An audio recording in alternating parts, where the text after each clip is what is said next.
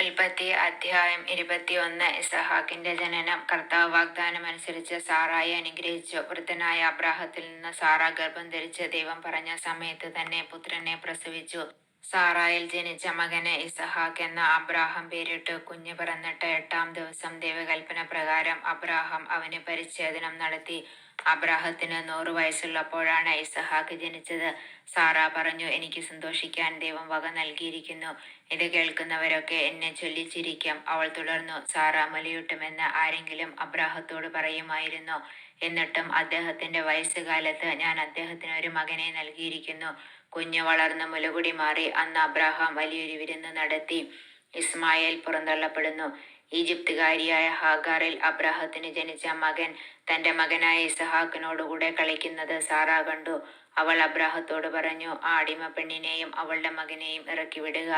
അവളുടെ മകൻ എന്റെ മകൻ ഇസഹാക്കിനോടൊപ്പം അവകാശിയായിരിക്കാൻ പാടില്ല. തന്മൂലം മകനെ ഓർത്ത് അബ്രാഹാം വളരെ അസ്വസ്ഥനായി. എന്നാൽ ദൈവം അബ്രാഹത്തോട് അരുളി ചെയ്തു, കുട്ടിയെക്കുറിച്ചും നിന്റെ അടിമപ്പെണ്ണിനെ കുറിച്ചും നീ ക്ലേശിക്കേണ്ട. സാറാ പറയുന്നത് പോലെ ചെയ്യുക. കാരണം ഇസഹാക്കിലൂടെയാണ് നിന്റെ സന്തതികൾ അറിയപ്പെടുക. അടിമപ്പെണ്ണിൽ ജനിച്ച മകനെയും ഞാനൊരു ജനതയാക്കും. അവനും നിന്റെ മകനാണല്ലോ. അബ്രാഹാം അതിരാവിലെ എഴുന്നേറ്റ് കുറെ അപ്പവും ഒരു തുകൽ സഞ്ചിയിൽ വെള്ളവും എടുത്ത് ഹാഗാറിന്റെ തോളിൽ വെച്ചു കൊടുത്തു. മകനെയും ഏൽപ്പിച്ചിട്ട് അവളെ പറഞ്ഞയച്ചു. അവൾ അവിടെ നിന്ന് പോയി ബേർശബ മരുപ്രദേശത്ത് അലഞ്ഞു നടന്നു. തുകൽ സഞ്ചിയിലെ വെള്ളം തീർന്നപ്പോൾ അവൾ കുട്ടിയെ ഒരു കുറ്റിക്കാട്ടിൽ കിടത്തി. കുഞ്ഞു മരിക്കുന്നത് എനിക്ക് കാണാൻ വയ്യ എന്ന് പറഞ്ഞ് അവൾ കുറെ അകലെ ഒരു അമ്പെയ്ത്ത് ദൂരെ ചെന്ന് എതിർവശത്തേക്ക് തിരിഞ്ഞിരുന്നു. കുട്ടി ഉച്ചത്തിൽ കരയാൻ തുടങ്ങി. കുട്ടിയുടെ കരച്ചിൽ ദൈവം കേട്ടു. സ്വർഗത്തിൽ നിന്ന് ദൈവത്തിന്റെ ദൂതൻ അവളെ വിളിച്ചു പറഞ്ഞു, ഹാഗാർ, നീ വിഷമിക്കേണ്ട, ഭയപ്പെടുകയും വേണ്ട. കുട്ടിയുടെ കരച്ചിൽ ദൈവം കേട്ടിരിക്കുന്നു. എഴുന്നേറ്റ് കുട്ടിയെ കയ്യിലെടുക്കുക. അവനിൽ നിന്ന് ഞാൻ വലിയൊരു ജനതയെ പുറപ്പെടുവിക്കും. ദൈവം അവളുടെ കണ്ണു തുറന്നു. അവൾ ഒരു കിണർ കണ്ടു. അവൾ ചെന്ന് തുകൽ സഞ്ചി നിറച്ച് കുട്ടിക്ക് കുടിക്കാൻ കൊടുത്തു. ദൈവം ആ കുട്ടിയോടുകൂടെ ഉണ്ടായിരുന്നു. അവൻ മരുഭൂമിയിൽ പാർത്തു. അവൻ വളർന്ന് സമർത്ഥനായൊരു വില്ലാളിയായി തീർന്നു. അവൻ പാരാനിലെ മരുഭൂമിയിൽ പാർത്തു. അവന്റെ അമ്മ ഈജിപ്തിൽ നിന്ന് അവനൊരു ഭാര്യയെ തിരഞ്ഞെടുത്തു, അബ്രാഹവും അബിമലേക്കും. അക്കാലത്ത് അബിമലേക്കും അവന്റെ സൈന്യാധിപൻ ഫിക്കോളും അബ്രാഹത്തോട് പറഞ്ഞു, നിന്റെ പ്രവർത്തനങ്ങളിലെല്ലാം ദൈവം നിന്നോട് കൂടെയുണ്ട്. അതുകൊണ്ട് എന്നോടും എന്റെ സന്തതികളോടും അന്യായമായി പെരുമാറില്ലെന്ന് ദൈവത്തിന്റെ മുൻപിൽ ശപഥം ചെയ്യുക. ഞാൻ നിന്നോട് കാണിച്ച കാരുണ്യത്തിനനുസരിച്ച് എന്നോടും നീ പാർത്തു വരുന്ന ഈ നാടിനോടും പെരുമാറണം. ഞാൻ ശപഥം ചെയ്യുന്നു. അബ്രാഹാം പറഞ്ഞു. അബീമേലെക്കിന്റെ ദാസന്മാർ തന്റെ കൈവശത്തിൽ നിന്ന് പിടിച്ചെടുത്ത കിണറിനെ കുറിച്ച് അബ്രാഹാം അവനോട് പരാതിപ്പെട്ടു. അബീമേലെക്ക് മറുപടി പറഞ്ഞു, ആരാണിത് ചെയ്തതെന്ന് എനിക്ക് അറിഞ്ഞുകൂടാ. നീ ഇക്കാര്യം എന്നോട് പറഞ്ഞിട്ടില്ല. ഇന്ന് വരെ ഞാൻ ഇതേക്കുറിച്ച് കേട്ടിട്ടുമില്ല. അബ്രാഹാം അബീമേലെക്കിന് ആടുമാടുകളെ കൊടുത്തു. അവരിരുവരും തമ്മിൽ ഒരു ഉടമ്പടി ഉണ്ടാക്കി. അബ്രാഹാം ആട്ടിൻ പറ്റത്തിൽ നിന്ന് 7 പെണ്ണാട്ടിൻ കുട്ടികളെ മാറ്റി നിർത്തി. ഈ 7 പെണ്ണാട്ടിൻ കുട്ടികളെ മാറ്റി നിർത്തിയത് എന്തിനെന്ന് അബീമേലെക്ക് അബ്രാഹത്തോട് ചോദിച്ചു. അവൻ പറഞ്ഞു, ഞാനാണ് കിണർ കുഴിച്ചത് എന്നതിന്റെ തെളിവായി ഈ 7 പെണ്ണാട്ടിൻ കുട്ടികളെ സ്വീകരിക്കണം. ആ സ്ഥലത്തിന് ബേർശബ എന്ന് പേരുണ്ടായി. കാരണം അവിടെ വെച്ച് അവർ രണ്ടുപേരും ശപഥം ചെയ്തു. അങ്ങനെ ബേർശബയിൽ വെച്ച് അവർ ഒരു ഉടമ്പടി ഉണ്ടാക്കി. അത് കഴിഞ്ഞ് അബീമേലെക്കും സേനാപതിയായ ഫിക്കോളും ഫിലിസ്ത്യരുടെ നാട്ടിലേക്ക് തിരിച്ചുപോയി. അബ്രാഹാം ബേർശബയിൽ ഒരു ഭാനുക വൃക്ഷം നട്ടുപിടിപ്പിക്കുകയും നിത്യദൈവമായ കർത്താവിന്റെ നാമത്തിൽ ആരാധന നടത്തുകയും ചെയ്തു. അബ്രാഹാം ഫിലിസ്ത്യരുടെ നാട്ടിൽ വളരെ കാലം താമസിച്ചു. ഉൽപ്പത്തി അധ്യായം 22. അബ്രാഹത്തിന്റെ ബലി. പിന്നീടൊരിക്കൽ ദൈവം അബ്രാഹത്തെ പരീക്ഷിച്ചു. അബ്രാഹാം അവിടുന്ന് വിളിച്ചു, ഇതാ ഞാൻ. അവൻ വിളി കേട്ടു. നീ സ്നേഹിക്കുന്ന നിന്റെ ഏകമകൻ ഇസഹാക്കിനെയും കൂട്ടിക്കൊണ്ട് മോറിയാദേശത്തേക്ക് പോകുക. അവിടെ ഞാൻ കാണിച്ചു തരുന്ന മലമുകളിൽ നീ അവനെ എനിക്കൊരു ദഹന ബലിയായി അർപ്പിക്കണം. അബ്രാഹാം അതിരാവിലെ എഴുന്നേറ്റ് കഴുതയ്ക്ക് ചീനിയിട്ട് 2 വേലക്കാരെയും മകൻ ഇസഹാക്കിനെയും കൂട്ടി ബലിക്ക് വേണ്ട വിറകും കീറിയെടുത്ത് ദൈവം പറഞ്ഞ സ്ഥലത്തേക്ക് പുറപ്പെട്ടു. 3-ാം ദിവസം അവൻ തല ഉയർത്തി നോക്കിയപ്പോൾ അകലെ ആ സ്ഥലം കണ്ടു. അവൻ വേലക്കാരോട് പറഞ്ഞു, കഴുതയുമായി നിങ്ങൾ ഇവിടെ നിൽക്കുക. ഞാനും മകനും അവിടെ പോയി ആരാധിച്ചു തിരിച്ചു വരാം. അബ്രാഹാം ദഹനബലിക്കുള്ള വിറകെടുത്ത് മകൻ ഇസഹാക്കിന്റെ ചുമലിൽ വെച്ചു. കത്തിയും തീയും അവൻ തന്നെ എടുത്തു. അവർ ഒരുമിച്ച് മുമ്പോട്ട് നടന്നു. ഇസഹാക്ക് തന്റെ പിതാവായ അബ്രാഹത്തെ വിളിച്ചു. പിതാവേ. എന്താ മകനെ അവൻ വിളി കേട്ടു. ഇസഹാക്ക് പറഞ്ഞു, തീയും വിറകുമുണ്ടല്ലോ, എന്നാൽ ദഹനബലിക്കുള്ള കുഞ്ഞാടെവിടെ? അവൻ മറുപടി പറഞ്ഞു, ബലിക്കുള്ള കുഞ്ഞാടിനെ ദൈവം തന്നെ തരും. അവരൊന്നിച്ച് മുമ്പോട്ട് പോയി. ദൈവം പറഞ്ഞ സ്ഥലത്തെത്തിയപ്പോൾ അബ്രാഹാം അവിടെ ഒരു ബലിപീഠം പണിതു. വിറക് അടുക്കി വെച്ചിട്ട് ഇസഹാക്കിനെ ബന്ധിച്ച് വിറകിന് മീതെ കിടത്തി. മകനെ ബലി കഴിക്കാൻ അബ്രാഹാം കത്തി കയ്യിലെടുത്തു. തൽക്ഷണം കർത്താവിന്റെ ദൂതൻ ആകാശത്ത് നിന്ന് അബ്രാഹാം, അബ്രാഹാം എന്ന് വിളിച്ചു. ഇതാ ഞാൻ. അവൻ വിളി കേട്ടു. കുട്ടിയുടെ മേൽ കൈവയ്ക്കരുത്, അവനെ ഒന്നും ചെയ്യരുത്. നീ ദൈവത്തെ ഭയപ്പെടുന്നുവെന്ന് എനിക്കിപ്പോൾ ഉറപ്പായി. കാരണം നിന്റെ ഏകപുത്രനെ എനിക്ക് തരാൻ നീ മടി കാണിച്ചില്ല. അബ്രാഹാം തലപൊക്കി നോക്കിയപ്പോൾ തന്റെ പിന്നിൽ മുൾച്ചെടികൾക്കിടയിൽ കൊമ്പുടക്കി കിടക്കുന്ന ഒരു മുട്ടാടിനെ കണ്ടു. അവൻ അതിനെ മകന് പകരം ദഹനബലിയർപ്പിച്ചു. അബ്രാഹാം ആ സ്ഥലത്തിന് യാഹ്വേയിരെ എന്ന് പേരിട്ടു. കർത്താവിന്റെ മലയിൽ അവിടുന്ന് വേണ്ടത് പ്രദാനം ചെയ്യുന്നുവെന്ന് ഇന്ന് വരെയും പറയപ്പെടുന്നു. കർത്താവിന്റെ ദൂതൻ ആകാശത്ത് നിന്ന് വീണ്ടും അബ്രാഹത്തെ വിളിച്ചു പറഞ്ഞു, കർത്താവ് അരുളി ചെയ്യുന്നു, നീ നിന്റെ ഏകപുത്രനെ പോലും എനിക്ക് തരാൻ മടിക്കായക കൊണ്ട് ഞാൻ ശപഥം ചെയ്യുന്നു. ഞാൻ നിന്നെ സമൃദ്ധമായി അനുഗ്രഹിക്കും. നിന്റെ സന്തതികളെ ആകാശത്തിലെ നക്ഷത്രങ്ങൾ പോലെയും കടൽ തീരത്തിലെ മണൽത്തരി പോലെയും ഞാൻ വർദ്ധിപ്പിക്കും. ശത്രുവിന്റെ നഗര കവാടങ്ങൾ അവർ പിടിച്ചെടുക്കും. നീ എന്റെ വാക്കനുസരിച്ചതുകൊണ്ട് നിന്റെ സന്തതിയിലൂടെ ലോകത്തിലെ ജനതകളെല്ലാം അനുഗ്രഹിക്കപ്പെടും. അബ്രാഹാം എഴുന്നേറ്റ് തന്റെ വേലക്കാരുടെ അടുത്തേക്ക് ചെന്നു. അവരൊന്നിച്ച് ബേർഷെബയിലേക്ക് തിരിച്ചുപോയി. അബ്രാഹാം ബേർഷെബയിൽ പാർത്തു. തന്റെ സഹോദരനായ നാഹോറിന് മിൽക്കായിൽ മകളുണ്ടായ വിവരം അബ്രാഹാം അറിഞ്ഞു. അവർ മൂത്തവനായ ഊസ്, അവന്റെ സഹോദരൻ ബൂസ്, ആദാമിന്റെ പിതാവായ കെമുവേൽ, കേസദ്, ഹാസോ, പിൽഷാദ്, ഇദ്ലാഫ്, ബത്തുവേൽ എന്നിവരായിരുന്നു. ബത്തുവേൽ റെബാക്കായുടെ പിതാവായിരുന്നു. അബ്രാഹത്തിന്റെ സഹോദരനായ നാഹോറിന് മിൽക്കായിലുണ്ടായവരാണ് ഈ 8 പേരും. അതിനു പുറമെ അവന്റെ ഉപനാരിയായ റുവുമായിൽ നിന്ന് തേബ, ഗഹം, തഹഷ്, മക്കാഹ് എന്നീ മക്കൾ ജനിച്ചു. ഉൽപ്പത്തി അധ്യായം 23. സാറായുടെ മരണം. സാറായുടെ ജീവിതകാലം 127 വർഷമായിരുന്നു. കാനാനിലുള്ള ഹെബ്രോൺ എന്നറിയപ്പെടുന്ന കിരിയാത്ത് അർബായിൽ വെച്ച് അവൾ മരിച്ചു. അബ്രാഹാം സാറായെ പറ്റി വിലപിച്ചു. മരിച്ചവളുടെ അടുക്കൽ നിന്ന് എഴുന്നേറ്റ് ചെന്ന് അവൻ ഹിത്യരോട് പറഞ്ഞു, ഞാൻ നിങ്ങളുടെ ഇടയിൽ വന്ന് പാർക്കുന്ന ഒരു വിദേശിയാണ്. മരിച്ചവളെ സംസ്കരിക്കാൻ എനിക്കൊരു ശ്മശാന സ്ഥലം തരിക. ഹിത്യർ അവനോട് പറഞ്ഞു, പ്രഭു കേട്ടാലും, അങ്ങ് ഞങ്ങളുടെ ഇടയിലെ ശക്തനായ പ്രഭുവാണ്. മരിച്ചവളെ ഞങ്ങളുടെ ഏറ്റവും നല്ല കല്ലറയിൽ അടക്കുക. ഞങ്ങളാരും ഞങ്ങളുടെ കല്ലറ അങ്ങേക്ക് നിഷേധിക്കില്ല. മരിച്ചവളെ അടക്കാൻ തടസ്സം നിൽക്കുകയുമില്ല. അബ്രാഹാം എഴുന്നേറ്റ് നാട്ടുകാരായ ഹിത്യരെ വണങ്ങി. അവൻ അവരോട് പറഞ്ഞു, ഞാൻ മരിച്ചവളെ ഇവിടെ സംസ്കരിക്കുന്നത് നിങ്ങൾക്ക് സമ്മതമെങ്കിൽ തോഹാറിന്റെ പുത്രനായ എഫ്രോണിനോട് എനിക്ക് വേണ്ടി മാധ്യസ്ഥം പറയുക. അവൻ മക്പെലായിൽ തന്റെ വയലിന്റെ അതിർത്തിയിലുള്ള ഗുഹ അതിന്റെ മുഴുവൻ വിലയ്ക്ക് എനിക്ക് തരട്ടെ. ശ്മശാനമായി ഉപയോഗിക്കാൻ അതിന്റെ കൈവശാവകാശം നിങ്ങളുടെ മുൻപിൽ വെച്ച് അവൻ എനിക്ക് നൽകട്ടെ. എഫ്രോൺ ഹിത്യരുടെ ഇടയിൽ ഇരിപ്പുണ്ടായിരുന്നു. ഹിത്യരും നഗരവാതിലൂടെ കടന്നുപോയ എല്ലാവരും കേൾക്കെ അവൻ അബ്രാഹത്തോട് പറഞ്ഞു, അങ്ങനെയല്ല പ്രഭു, ഞാൻ പറയുന്നത് കേൾക്കുക. നിലവും അതിലുള്ള ഗുഹയും എന്റെ ആൾക്കാരുടെ മുമ്പിൽ വെച്ച് അങ്ങേക്ക് ഞാൻ തരുന്നു. അങ്ങയുടെ മരിച്ചവളെ അടക്കിക്കൊള്ളുക. അബ്രഹാം നാട്ടുകാരെ കുമ്പിട്ട് വണങ്ങി. നാട്ടുകാർ കേൾക്കെ അവൻ എഫ്രോണിനോട് പറഞ്ഞു, നിങ്ങൾ എനിക്ക് അത് തരുമെങ്കിൽ ദയചെയ്ത് ഞാൻ പറയുന്നത് കേൾക്കുക. നിലത്തിന്റെ വില ഞാൻ തരാം, അത് സ്വീകരിക്കണം. മരിച്ചവളെ ഞാൻ അതിലടക്കിക്കൊള്ളാം. എഫ്രോൺ അബ്രാഹത്തോട് പറഞ്ഞു, പ്രഭു, എന്റെ സ്ഥലത്തിന് 400 ഷെക്കൽ വെള്ളിയെ വിലയുള്ളൂ. നാം തമ്മിലാകുമ്പോൾ അത് വലിയൊരു കാര്യമാണോ? അങ്ങയുടെ മരിച്ചവളെ സംസ്കരിച്ചു കൊള്ളുക. എഫ്രോണിന്റെ വാക്ക് അബ്രാഹാം സ്വീകരിച്ചു. ഹിത്യർ കേൾക്കെ എഫ്രോൺ പറഞ്ഞതുപോലെ 400 ഷെക്കൽ വെള്ളി കച്ചവടക്കാരുടെ ഇടയിലെ നടപ്പനുസരിച്ച് അവൻ എഫ്രോണിന് തൂക്കിക്കൊടുത്തു. മാമ്രയ്ക്ക് കിഴക്ക് വശത്ത് മക്പെലായിൽ എഫ്രോണിനുണ്ടായിരുന്ന നിലം അതിന്റെ 4 അതിർത്തികൾ വരെയും അതിലെ ഗുഹയും വൃക്ഷങ്ങളും സഹിതം ഹിത്യരുടെയും നഗരവാതിൽക്കൽ കൂടി കടന്നുപോയവരുടെയും മുമ്പാകെ വെച്ച് അബ്രാഹത്തിന് അവകാശമായി കിട്ടി. അതിനുശേഷം അബ്രാഹാം ഭാര്യ സാറായെ കാനാൻ ദേശത്ത് മാമ്രയുടെ കിഴക്ക് ഹെബ്രോണിൽ മക്പെലായിലെ വയലിലുള്ള ഗുഹയിൽ അടക്കി. ആ നിലവും അതിലെ ഗുഹയും അബ്രാഹത്തിന് ഹിത്യരിൽ നിന്ന് ശ്മശാന ഭൂമിയായി കൈവശം കിട്ടി. ഉൽപ്പത്തി അധ്യായം 24. ഇസഹാക്കും റെബേക്കായും. അബ്രാഹത്തിന് പ്രായമേറെയായി. കർത്താവ് എല്ലാ കാര്യങ്ങളിലും അവനെ അനുഗ്രഹിച്ചു. അവൻ തന്റെ എല്ലാ വസ്തുക്കളുടെയും മേൽനോട്ടക്കാരനും തന്റെ ഭവനത്തിലെ ഏറ്റവും പ്രായം കൂടിയവനുമായ വേലക്കാരനെ വിളിച്ചു പറഞ്ഞു, നിന്റെ കൈ എന്റെ തൊടിയുടെ കീഴെ വയ്ക്കുക. ഞാൻ പാർക്കുന്ന ഈ നാട്ടിലെ കാനാന്യരുടെ പെൺമക്കളിൽ നിന്ന് എൻ്റെ മകന് ഭാര്യയെ തിരഞ്ഞെടുക്കുകയില്ലെന്ന് ആകാശത്തിന്റെയും ഭൂമിയുടെയും ദൈവമായ കർത്താവിന്റെ നാമത്തിൽ നിന്നെക്കൊണ്ട് ഞാൻ സത്യം ചെയ്യിക്കും. എൻ്റെ നാട്ടിൽ എൻ്റെ ചാർച്ചക്കാരുടെ അടുക്കൽ പോയി അവരിൽ നിന്ന് എൻ്റെ മകൻ ഇസഹാക്കിന് ഭാര്യയെ കണ്ടുപിടിക്കണം. അപ്പോൾ ദാസൻ ചോദിച്ചു, ആ സ്ത്രീക്ക് എന്നോടുകൂടെ ഈ നാട്ടിലേക്ക് പോരാൻ ഇഷ്ടമില്ലെങ്കിലോ? അങ്ങ് വിട്ടുപോന്ന നാട്ടിലേക്ക് അങ്ങയുടെ മകനെ ഞാൻ കൊണ്ടുപോകണമോ? അബ്രാഹാം പറഞ്ഞു, എൻ്റെ മകനെ അങ്ങോട്ട് കൊണ്ടുപോകരുത്. എൻ്റെ പിതാവിൻ്റെ വീട്ടിൽ നിന്നും ചാർച്ചക്കാരിൽ നിന്നും എന്നെ പുറത്തു കൊണ്ടുവന്നവനും എന്നോട് സംസാരിച്ചവനും നിന്റെ സന്തതികൾക്ക് ഈ ഭൂമി ഞാൻ തരുമെന്ന് വാഗ്ദാനം ചെയ്തവനുമായ ആകാശത്തിന്റെ ദൈവമായ കർത്താവ് തന്റെ ദൂതനെ നിനക്ക് മുമ്പേ അയക്കും.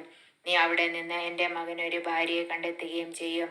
എന്നാൽ ആ സ്ത്രീക്ക് നിന്നോടുകൂടെ പോരാൻ ഇഷ്ടമില്ലെങ്കിൽ എൻ്റെ ഈ ശബ്ദത്തിൽ നിന്ന് നീ വിമുക്തനാണ്. എൻ്റെ മകനെ അങ്ങോട്ട് തിരികെ കൊണ്ടുപോകരുതെന്ന് മാത്രം. തന്റെ യജമാനായ അബ്രാഹത്തിന്റെ തുടയ്ക്ക് കീഴെ കൈവച്ച ഭൃത്യൻ സത്യം ചെയ്തു. അനന്തരം ഭൃത്യൻ യജമാനന്റെ ഒട്ടകങ്ങളിൽ 10 എണ്ണവും വിലപിടിപ്പുള്ള ധാരാളം വസ്തുക്കളുമായി പുറപ്പെട്ടു. അവൻ മെസൊപ്പൊട്ടാമിയായിൽ നാഹോറിന്റെ നഗരത്തിലെത്തി. വൈകുന്നേരം സ്ത്രീകൾ വെള്ളം കോരാൻ വരുന്ന സമയത്ത് അവൻ ഒട്ടകങ്ങളെ പട്ടണത്തിന് വെളിയിൽ വെള്ളമുള്ള ഒരു കിണറിനടുത്ത് നിർത്തി. അനന്തരം അവൻ പ്രാർത്ഥിച്ചു, എൻ്റെ യജമാനനായ അബ്രാഹത്തിന്റെ ദൈവമായ കർത്താവേ, ഇന്ന് എൻ്റെ ദൗത്യം അങ്ങ് വിജയിപ്പിക്കണമേ. എൻ്റെ യജമാനന്റെ മേൽ കനിയണമേ. ഞാനിതാ ഈ കിണറ്റുകരയിൽ നിൽക്കുകയാണ്. ഇന്നാട്ടിലെ പെൺകുട്ടികൾ വെള്ളം കോരാൻ വരുന്നുണ്ട്. നിന്റെ കുടം താഴ്ത്തി തരിക, ഞാൻ കുടിക്കട്ടെ എന്ന് പറയുമ്പോൾ, ഇതാ കുടിച്ചുകൊള്ളുക, നിങ്ങളുടെ ഒട്ടകങ്ങൾക്കും ഞാൻ വെള്ളം കോരിത്തരാം എന്ന് പറയുന്ന പെൺകുട്ടിയായിരിക്കട്ടെ അങ്ങയുടെ ദാസനായ ഇസഹാക്കിന് അങ്ങ് നിശ്ചയിച്ചിരിക്കുന്നവൾ. അങ്ങന്റെ യജമാനനോട് നിരന്തരമായി കാരുണ്യം കാണിച്ചിരിക്കുന്നുവെന്ന് അതുവഴി ഞാൻ മനസ്സിലാക്കും. അവൻ ഇത് പറഞ്ഞ് തീരും മുൻപ് തോളിൽ കുടവുമായി റെബേക്ക വെള്ളം കോരാൻ വന്നു. അവൾ അബ്രാഹത്തിന്റെ സഹോദരൻ നാഹോറിന് ഭാര്യ മിൽക്കായിലുണ്ടായ മകനായ ബെത്തുവേലിന്റെ മകളായിരുന്നു. പെൺകുട്ടി കാണാൻ വളരെ അഴകുള്ളവളും കന്യകയുമായിരുന്നു. അവൾ കിണറ്റിങ്കിലേക്ക് ഇറങ്ങി കുടം നിറച്ച് കയറി വന്നു. അബ്രാഹത്തിന്റെ ഭൃത്യൻ അപ്പോൾ അവളുടെ അടുത്തേക്ക് ഓടിച്ചെന്ന് പറഞ്ഞു, ദയവായി നിന്റെ കുടത്തിൽ നിന്ന് കുറച്ച് വെള്ളം കുടിക്കാൻ തരിക. പ്രഭു കുടിച്ചാലും. അവൾ പറഞ്ഞു. തിടുക്കത്തിൽ കുടം താഴ്ത്തിപ്പിടിച്ച് അവൾ അവന് കുടിക്കാൻ കൊടുത്തു. കുടിച്ചു കഴിഞ്ഞപ്പോൾ അവൾ പറഞ്ഞു, അങ്ങയുടെ ഒട്ടകങ്ങൾക്കും കുടിക്കാൻ ഞാൻ വെള്ളം കോരി കൊടുക്കാം. അവൾ വേഗം കുടത്തിലെ വെള്ളം തൊട്ടിയിലൊഴിച്ച് വീണ്ടും വെള്ളം കോരാൻ കിണറ്റിങ്കിലേക്ക് ഓടി. ഒട്ടകങ്ങൾക്കെല്ലാം വെള്ളം കോരി കൊടുത്തു. തന്റെ യാത്ര കർത്താവ് ശുഭമാക്കിയോ ഇല്ലേ എന്നറിയാൻ അവൻ നിശബ്ദനായി അവളെ തന്നെ നോക്കി നിന്നു. ഒട്ടകങ്ങൾ കുടിച്ചു കഴിഞ്ഞപ്പോൾ അവൻ 1/2 ഷെക്കേൽ തൂക്കമുള്ള ഒരു സ്വർണ്ണമോതിരവും 10 ഷെക്കേൽ തൂക്കമുള്ള 2 പൊൻവളകളും അവൾക്ക് നൽകിക്കൊണ്ട് പറഞ്ഞു, നീ ആരുടെ മകളാണെന്ന് ദയവായി എന്നോട് പറയുക. എന്റെ പിതാവിന്റെ ഭവനത്തിൽ ഞങ്ങൾക്ക് രാത്രി കഴിക്കാൻ ഇടം കാണുമോ? അവൾ പറഞ്ഞു, നാഹോറിന് മിൽക്കായിൽ ജനിച്ച ബെത്തുവേലിന്റെ മകളാണ് ഞാൻ. അവൾ തുടർന്ന് പറഞ്ഞു, ഞങ്ങൾക്ക് കാലിത്തീറ്റയും കച്ചിയും വേണ്ടുവോളമുണ്ട്, താമസിക്കാൻ മുറിയുമുണ്ട്. അവൻ തലകുനിച്ച് കർത്താവിനെ ആരാധിച്ചുകൊണ്ട് പറഞ്ഞു, എൻ്റെ യജമാനനായ അബ്രാഹത്തിന്റെ ദൈവമായ കർത്താവ് വാഴ്ത്തപ്പെട്ടവൻ. തന്റെ കാരുണ്യവും വിശ്വസ്തതയും അവിടുന്ന് അവനിൽ നിന്ന് പിൻവലിച്ചിട്ടില്ല. എൻ്റെ യജമാനന്റെ ചാർച്ചക്കാരുടെ വീട്ടിലേക്ക് അവിടുന്ന് എന്നെ നയിക്കുകയും ചെയ്തിരിക്കുന്നു. പെൺകുട്ടി ഓടിച്ചെന്ന് അമ്മയുടെ വീട്ടുകാരെ വിവരമറിയിച്ചു. റെബേക്കായ്ക്ക് ലാബാൻ എന്നു പേരുള്ള ഒരു സഹോദരൻ ഉണ്ടായിരുന്നു. അവൻ ഉടനെ കിണറ്റുകരയിൽ ആ മനുഷ്യന്റെ അടുത്തേക്ക് ഓടിച്ചെന്നു. മോതിരവും വളകളും സഹോദരിയുടെ കൈകളിൽ കാണുകയും ആ മനുഷ്യൻ ഇങ്ങനെ എന്നോട് സംസാരിച്ചു എന്ന് അവൾ പറഞ്ഞത് കേൾക്കുകയും ചെയ്തപ്പോൾ ലാബാൻ അവന്റെ അടുത്തേക്ക് ചെന്നു. അവൻ അപ്പോഴും കിണറ്റുകരയിൽ ഒട്ടകങ്ങളുടെ അടുത്ത് നിൽക്കുകയായിരുന്നു. ലാബാൻ പറഞ്ഞു, കർത്താവിനാൽ അനുഗ്രഹിക്കപ്പെട്ടവനെ വരിക. എന്താണ് പുറത്തു നിൽക്കുന്നത്? ഞാൻ വീടും ഒട്ടകങ്ങൾക്കുള്ള സ്ഥലവും ഒരുക്കിയിട്ടുണ്ട്. അവൻ വീട്ടിലേക്ക് കയറി. ലാബാൻ ഒട്ടകങ്ങളുടെ ജീനി അഴിച്ചു മാറ്റി തീറ്റയും കച്ചിയും കൊടുത്തു. അവനും കൂടെ ഉണ്ടായിരുന്നവർക്കും കാൽ കഴുകാൻ വെള്ളവും കൊടുത്തു. അവർ അവന് ഭക്ഷണം വിളമ്പി. എന്നാൽ അവൻ പറഞ്ഞു, വന്ന കാര്യം പറയാതെ ഞാൻ ഭക്ഷണം കഴിക്കുകയില്ല. പറഞ്ഞുകൊള്ളുക. ലാബാൻ സമ്മതിച്ചു. അവൻ പറഞ്ഞു, ഞാൻ അബ്രാഹത്തിന്റെ ഭൃത്യനാണ്. കർത്താവിന്റെ യജമാനെ സമൃദ്ധമായി അനുഗ്രഹിച്ചിരിക്കുന്നു. അവൻ സമ്പന്നനാണ്. ആടും മാടും പൊന്നും വെള്ളിയും വേലക്കാരും ഒട്ടകങ്ങളും കഴുതുകളും അവിടുന്ന് അവന് കൊടുത്തിരിക്കുന്നു. യജമാനന്റെ ഭാര്യ സാറ വൃദ്ധയായപ്പോൾ അവന് അവളിൽ ഒരു പുത്രൻ ജനിച്ചു. തനിക്കുള്ളതൊക്കെ യജമാനൻ അവനാണ് കൊടുത്തിരിക്കുന്നത്. എൻ്റെ യജമാനൻ എന്നെ കൊണ്ടൊരു സത്യം ചെയ്യിച്ചു. ഞാൻ പാർക്കുന്ന കാനാൻകാരുടെ നാട്ടിൽ നിന്ന് എൻ്റെ മകന് നീ ഒരു വധുവിനെ തിരഞ്ഞെടുക്കരുത്. മറിച്ച് നീ എൻ്റെ പിതാവിൻ്റെ നാട്ടിൽ എൻ്റെ ചാർച്ചക്കാരുടെ അടുത്ത് പോയി എൻ്റെ മകനൊരു ഭാര്യയെ കണ്ടുപിടിക്കണം. ഞാൻ ചോദിച്ചു, ഒരു വേള ആ പെൺകുട്ടി എൻ്റെ കൂടെ വന്നില്ലെങ്കിലോ? അവൻ പറഞ്ഞു, ഞാൻ സേവിക്കുന്ന കർത്താവ് തന്റെ ദൂതനെ നിന്റെ മുൻപേ അയച്ച് നിന്റെ വഴി ശുഭമാക്കും. എന്റെ പിതാവിന്റെ വീട്ടിൽ നിന്ന്, എന്റെ ചാർച്ചക്കാരിൽ നിന്ന് നീ എന്റെ മകനൊരു വധുവിനെ തിരഞ്ഞെടുക്കും. എന്റെ ചാർച്ചക്കാരുടെ അടുത്ത് ചെല്ലുമ്പോൾ പ്രതിജ്ഞയിൽ നിന്ന് നീ വിമുക്തനാകും. അവർ പെൺകുട്ടിയെ നിനക്ക് വിട്ടു തന്നില്ലെങ്കിലും പ്രതിജ്ഞയിൽ നിന്ന് നീ വിമുക്തനായിരിക്കും. ഞാൻ കിണറ്റുകരയിൽ വന്നപ്പോൾ ഇങ്ങനെ പ്രാർത്ഥിച്ചു: എന്റെ യജമാനായ അബ്രാഹത്തിന്റെ ദൈവമായ കർത്താവേ, ഞാൻ ഇറങ്ങി പുറപ്പെട്ടിരിക്കുന്ന കാര്യം അങ്ങിപ്പോൾ ശുഭമാക്കണമേ. ഇതാ, ഞാൻ ഈ കിണറ്റിൻകരയിൽ നിൽക്കും. വെള്ളം കോരാൻ വരുന്ന പെൺകുട്ടിയോട്, ദയവായി നിന്റെ കുടത്തിൽ നിന്ന് എനിക്ക് അല്പം വെള്ളം കുടിക്കാൻ തരിക എന്ന് ഞാൻ പറയും. അപ്പോൾ കുടിച്ചാലും അങ്ങയുടെ ഒട്ടകങ്ങൾക്കും ഞാൻ വെള്ളം കോരി തരാമല്ലോ എന്ന് പറയുന്ന പെൺകുട്ടിയാവട്ടെ എന്റെ യജമാനന്റെ മകന് അവിടുന്ന് കണ്ടുവച്ചിരിക്കുന്നവൾ. എന്റെ ഉള്ളിൽ ഞാനിത് പറഞ്ഞു തീരും മുൻപ് തോളിൽ കുടവുമായി വെള്ളം കോരാൻ റെബേക്ക വന്നു. അവൾ ഇറങ്ങിച്ചെന്ന് വെള്ളം കോരി. ഞാൻ അവളോട്, എനിക്ക് അല്പം കുടിക്കാൻ തരിക എന്ന് പറഞ്ഞു. അവൾ ഉടനെ കുടം തോളിൽ നിന്നിറക്കി ഇങ്ങനെ പറഞ്ഞു: കുടിച്ചാലും അങ്ങയുടെ ഒട്ടകങ്ങൾക്കും ഞാൻ കുടിക്കാൻ തരാം. ഞാൻ കുടിച്ചു, ഒട്ടകങ്ങൾക്കും അവൾ വെള്ളം കൊടുത്തു. അപ്പോൾ ഞാൻ അവളോട്, നീ ആരുടെ മകളാണ് എന്ന് ചോദിച്ചു. നാഹോറിന് മിൽക്കായിൽ ജനിച്ച ബെത്തുവേലിന്റെ മകളാണ് ഞാൻ എന്നവൾ പറഞ്ഞു. അപ്പോൾ ഞാൻ അവൾക്ക് മോതിരവും വളകളും കൊടുത്തു. അതിനുശേഷം എന്റെ യജമാനായ അബ്രാഹത്തിന്റെ ദൈവമായ കർത്താവിനെ ഞാൻ താണുവണങ്ങി ആരാധിച്ചു. എന്റെ യജമാനന്റെ മകന് അവന്റെ സഹോദരന്റെ മകളെ വധുവായി തിരഞ്ഞെടുക്കുവാൻ എന്നെ നേർവഴിക്ക് നയിച്ച അവിടുത്തെ ഞാൻ സ്തുതിച്ചു. അതുകൊണ്ട് എന്റെ യജമാനനോട് നിങ്ങൾ കാരുണ്യത്തോടും വിശ്വസ്തയോടും കൂടെ പെരുമാറുമെങ്കിൽ അത് പറയുക, മറിച്ചാണെങ്കിലും പറയുക, എനിക്കതനുസരിച്ച് പ്രവർത്തിക്കാമല്ലോ. അപ്പോൾ ലാബാനും ബത്തുവേലും പറഞ്ഞു, ഇത് കർത്താവിന്റെ ഇഷ്ടമാണ്. ഇതേക്കുറിച്ച് ഗുണവും ദോഷവും ഞങ്ങൾക്ക് പറയാനില്ല. ഇതാ, റേബേക്ക നിന്റെ മുൻപിൽ നിൽക്കുന്നു. അവളെ കൊണ്ടുപോയിക്കൊള്ളുക. കർത്താവ് തിരുവുള്ളമായതുപോലെ അവൾ നിന്റെ യജമാനന്റെ മകന് ഭാര്യയായിരിക്കട്ടെ. ഈ വാക്കുകൾ കേട്ടപ്പോൾ അബ്രാഹത്തിന്റെ ഭൃത്യൻ താണു വീണ് കർത്താവിനെ ആരാധിച്ചു. അനന്തരം അവൻ പൊന്നും വെള്ളിയും കൊണ്ടുള്ള ആഭരണങ്ങളും വസ്ത്രങ്ങളും എടുത്ത് റെബേക്കായ്ക്ക് കൊടുത്തു. അവളുടെ സഹോദരനും അമ്മയ്ക്കും വിലപിടിപ്പുള്ള സമ്മാനങ്ങളും അവൻ കൊടുത്തു. അവനും കൂടെ ഉണ്ടായിരുന്നവരും ഭക്ഷിക്കുകയും പാനം ചെയ്യുകയും ആ രാത്രി അവിടെ ചിലവഴിക്കുകയും ചെയ്തു. പുലർച്ചയ്ക്ക് എഴുന്നേറ്റ് അവൻ പറഞ്ഞു, എന്നെ യജമാനന്റെ അടുത്തേക്ക് തിരിച്ചയക്കുക. അവളുടെ അമ്മയും സഹോദരനും പറഞ്ഞു, കുറച്ചുനാൾ കൂടി 10 ദിവസമെങ്കിലും അവൾ ഇവിടെ നിൽക്കട്ടെ, അത് കഴിഞ്ഞ് അവൾക്ക് പോകാം. അവൻ പറഞ്ഞു, എന്നെ താമസിപ്പിക്കരുത്. കർത്താവിന്റെ വഴി ശുഭമാക്കിയിരിക്കൊണ്ട് യജമാനന്റെ അടുക്കിലേക്ക് തിരിച്ചു പോകാൻ എന്നെ അനുവദിക്കുക. നമുക്ക് പെൺകുട്ടിയെ വിളിച്ചു ചോദിക്കാമെന്നവർ പറഞ്ഞു. അവർ റെബേക്കായെ വിളിച്ച്, നീ ഈ മനുഷ്യനോടുകൂടെ പോകുന്നു എന്ന് ചോദിച്ചു. ഞാൻ പോകുന്നു എന്ന് അവൾ മറുപടി പറഞ്ഞു. അവർ അവരുടെ സഹോദരി റെബേക്കായെയും അവളുടെ തോഴിയെയും അബ്രാഹത്തിന്റെ ഭൃത്യനോടും അവന്റെ ആൾക്കാരോടും കൂടെ പറഞ്ഞയച്ചു. അവർ അവളെ ആശീർവദിച്ച് പറഞ്ഞു, നീ ഞങ്ങളുടെ സഹോദരിയാണ്. നീ ആയിരങ്ങളുടെയും 10,000-ങ്ങളുടെയും അമ്മയായി തീരുക. തങ്ങളെ വെറുക്കുന്നവരുടെ വാതിലുകൾ നിന്റെ സന്തതികൾ പിടിച്ചെടുക്കട്ടെ. റെബേക്കായും തോഴിമാരും ഒട്ടകപ്പുറത്ത് കയറി അവനെ അനുഗമിച്ചു. അങ്ങനെ റെബേക്കയുമായി ഭൃത്യൻ പുറപ്പെട്ടു. ആ ഇടയ്ക്ക് ഇസഹാക്ക് ബേർലെഹൈറോയിൽ നിന്ന് പോന്ന് നെഗബിൽ താമസിക്കുകയായിരുന്നു. ഒരു ദിവസം വൈകുന്നേരം അവൻ ചിന്താമഗ്നായി വയലിലൂടെ നടക്കുകയായിരുന്നു. അവൻ തലപൊക്കി നോക്കിയപ്പോൾ ഒട്ടകങ്ങൾ വരുന്നത് കണ്ടു. റെബേക്കായും ശിരസ്സുയർത്തി നോക്കി. ഇസഹാക്കിനെ കണ്ടപ്പോൾ അവൾ ഒട്ടകപ്പുറത്തു നിന്ന് താഴെ ഇറങ്ങി. അവൾ ഭൃത്യനോട് ചോദിച്ചു, അങ്ങകലെ പാടത്തുകൂടി നമ്മുടെ നേരെ നടന്നു വരുന്ന മനുഷ്യൻ ആരാണ്? ഭൃത്യൻ പറഞ്ഞു, അവനാണ് എന്റെ യജമാനൻ. ഉടനെ അവൾ ശിരോവസ്ത്രം കൊണ്ട് മുഖം മൂടി. നടന്നതെല്ലാം ഭൃത്യൻ ഇസഹാക്കിനോട് പറഞ്ഞു. ഇസഹാക്ക് അവളെ തന്റെ അമ്മ സാറായുടെ കൂടാരത്തിലേക്ക് കൂട്ടിക്കൊണ്ടുപോയി. അവൻ അവളെ ഭാര്യയായി സ്വീകരിച്ചു. അവൻ അവളെ സ്നേഹിച്ചു. അങ്ങനെ അമ്മയുടെ വേർപാടിൽ ദുഃഖിച്ചിരുന്ന അവന് ആശ്വാസം ലഭിച്ചു. ഉൽപ്പത്തി അധ്യായം 25. അബ്രാഹത്തിന്റെ സന്തതികൾ. അബ്രഹാം കെത്തൂറ എന്ന പേരായ ഒരു സ്ത്രീയെ വിവാഹം ചെയ്തു. അവളിൽ അവന് സിമ്രാൻ, യോക്ഷാൻ, മെദാൻ, മിദിയാൻ, ഇഷ്ബാക്, ഷൂവാഹ് എന്നിവർ ജനിച്ചു. യോക്ഷാന് ഷെബായും ദദാനും ജനിച്ചു. ദദാന്റെ മക്കളാണ് അഷൂറീം, ലെത്തൂഷീം, ലവൂമീം എന്നിവർ. മിദിയാന്റെ മക്കൾ ഏഫ, ഏഫർ, ഹനോക്ക്, അബീദ, എൽദ എന്നിവരാണ്. ഇവർ കെത്തൂറായുടെ സന്താനങ്ങളാണ്. അബ്രഹാം തനിക്കുണ്ടായിരുന്നതെല്ലാം ഇസഹാക്കിന് കൊടുത്തു. തന്റെ ഉപനാരികളിലുണ്ടായ മക്കൾക്കും അബ്രഹാം ധാരാളം സമ്മാനങ്ങൾ നൽകി.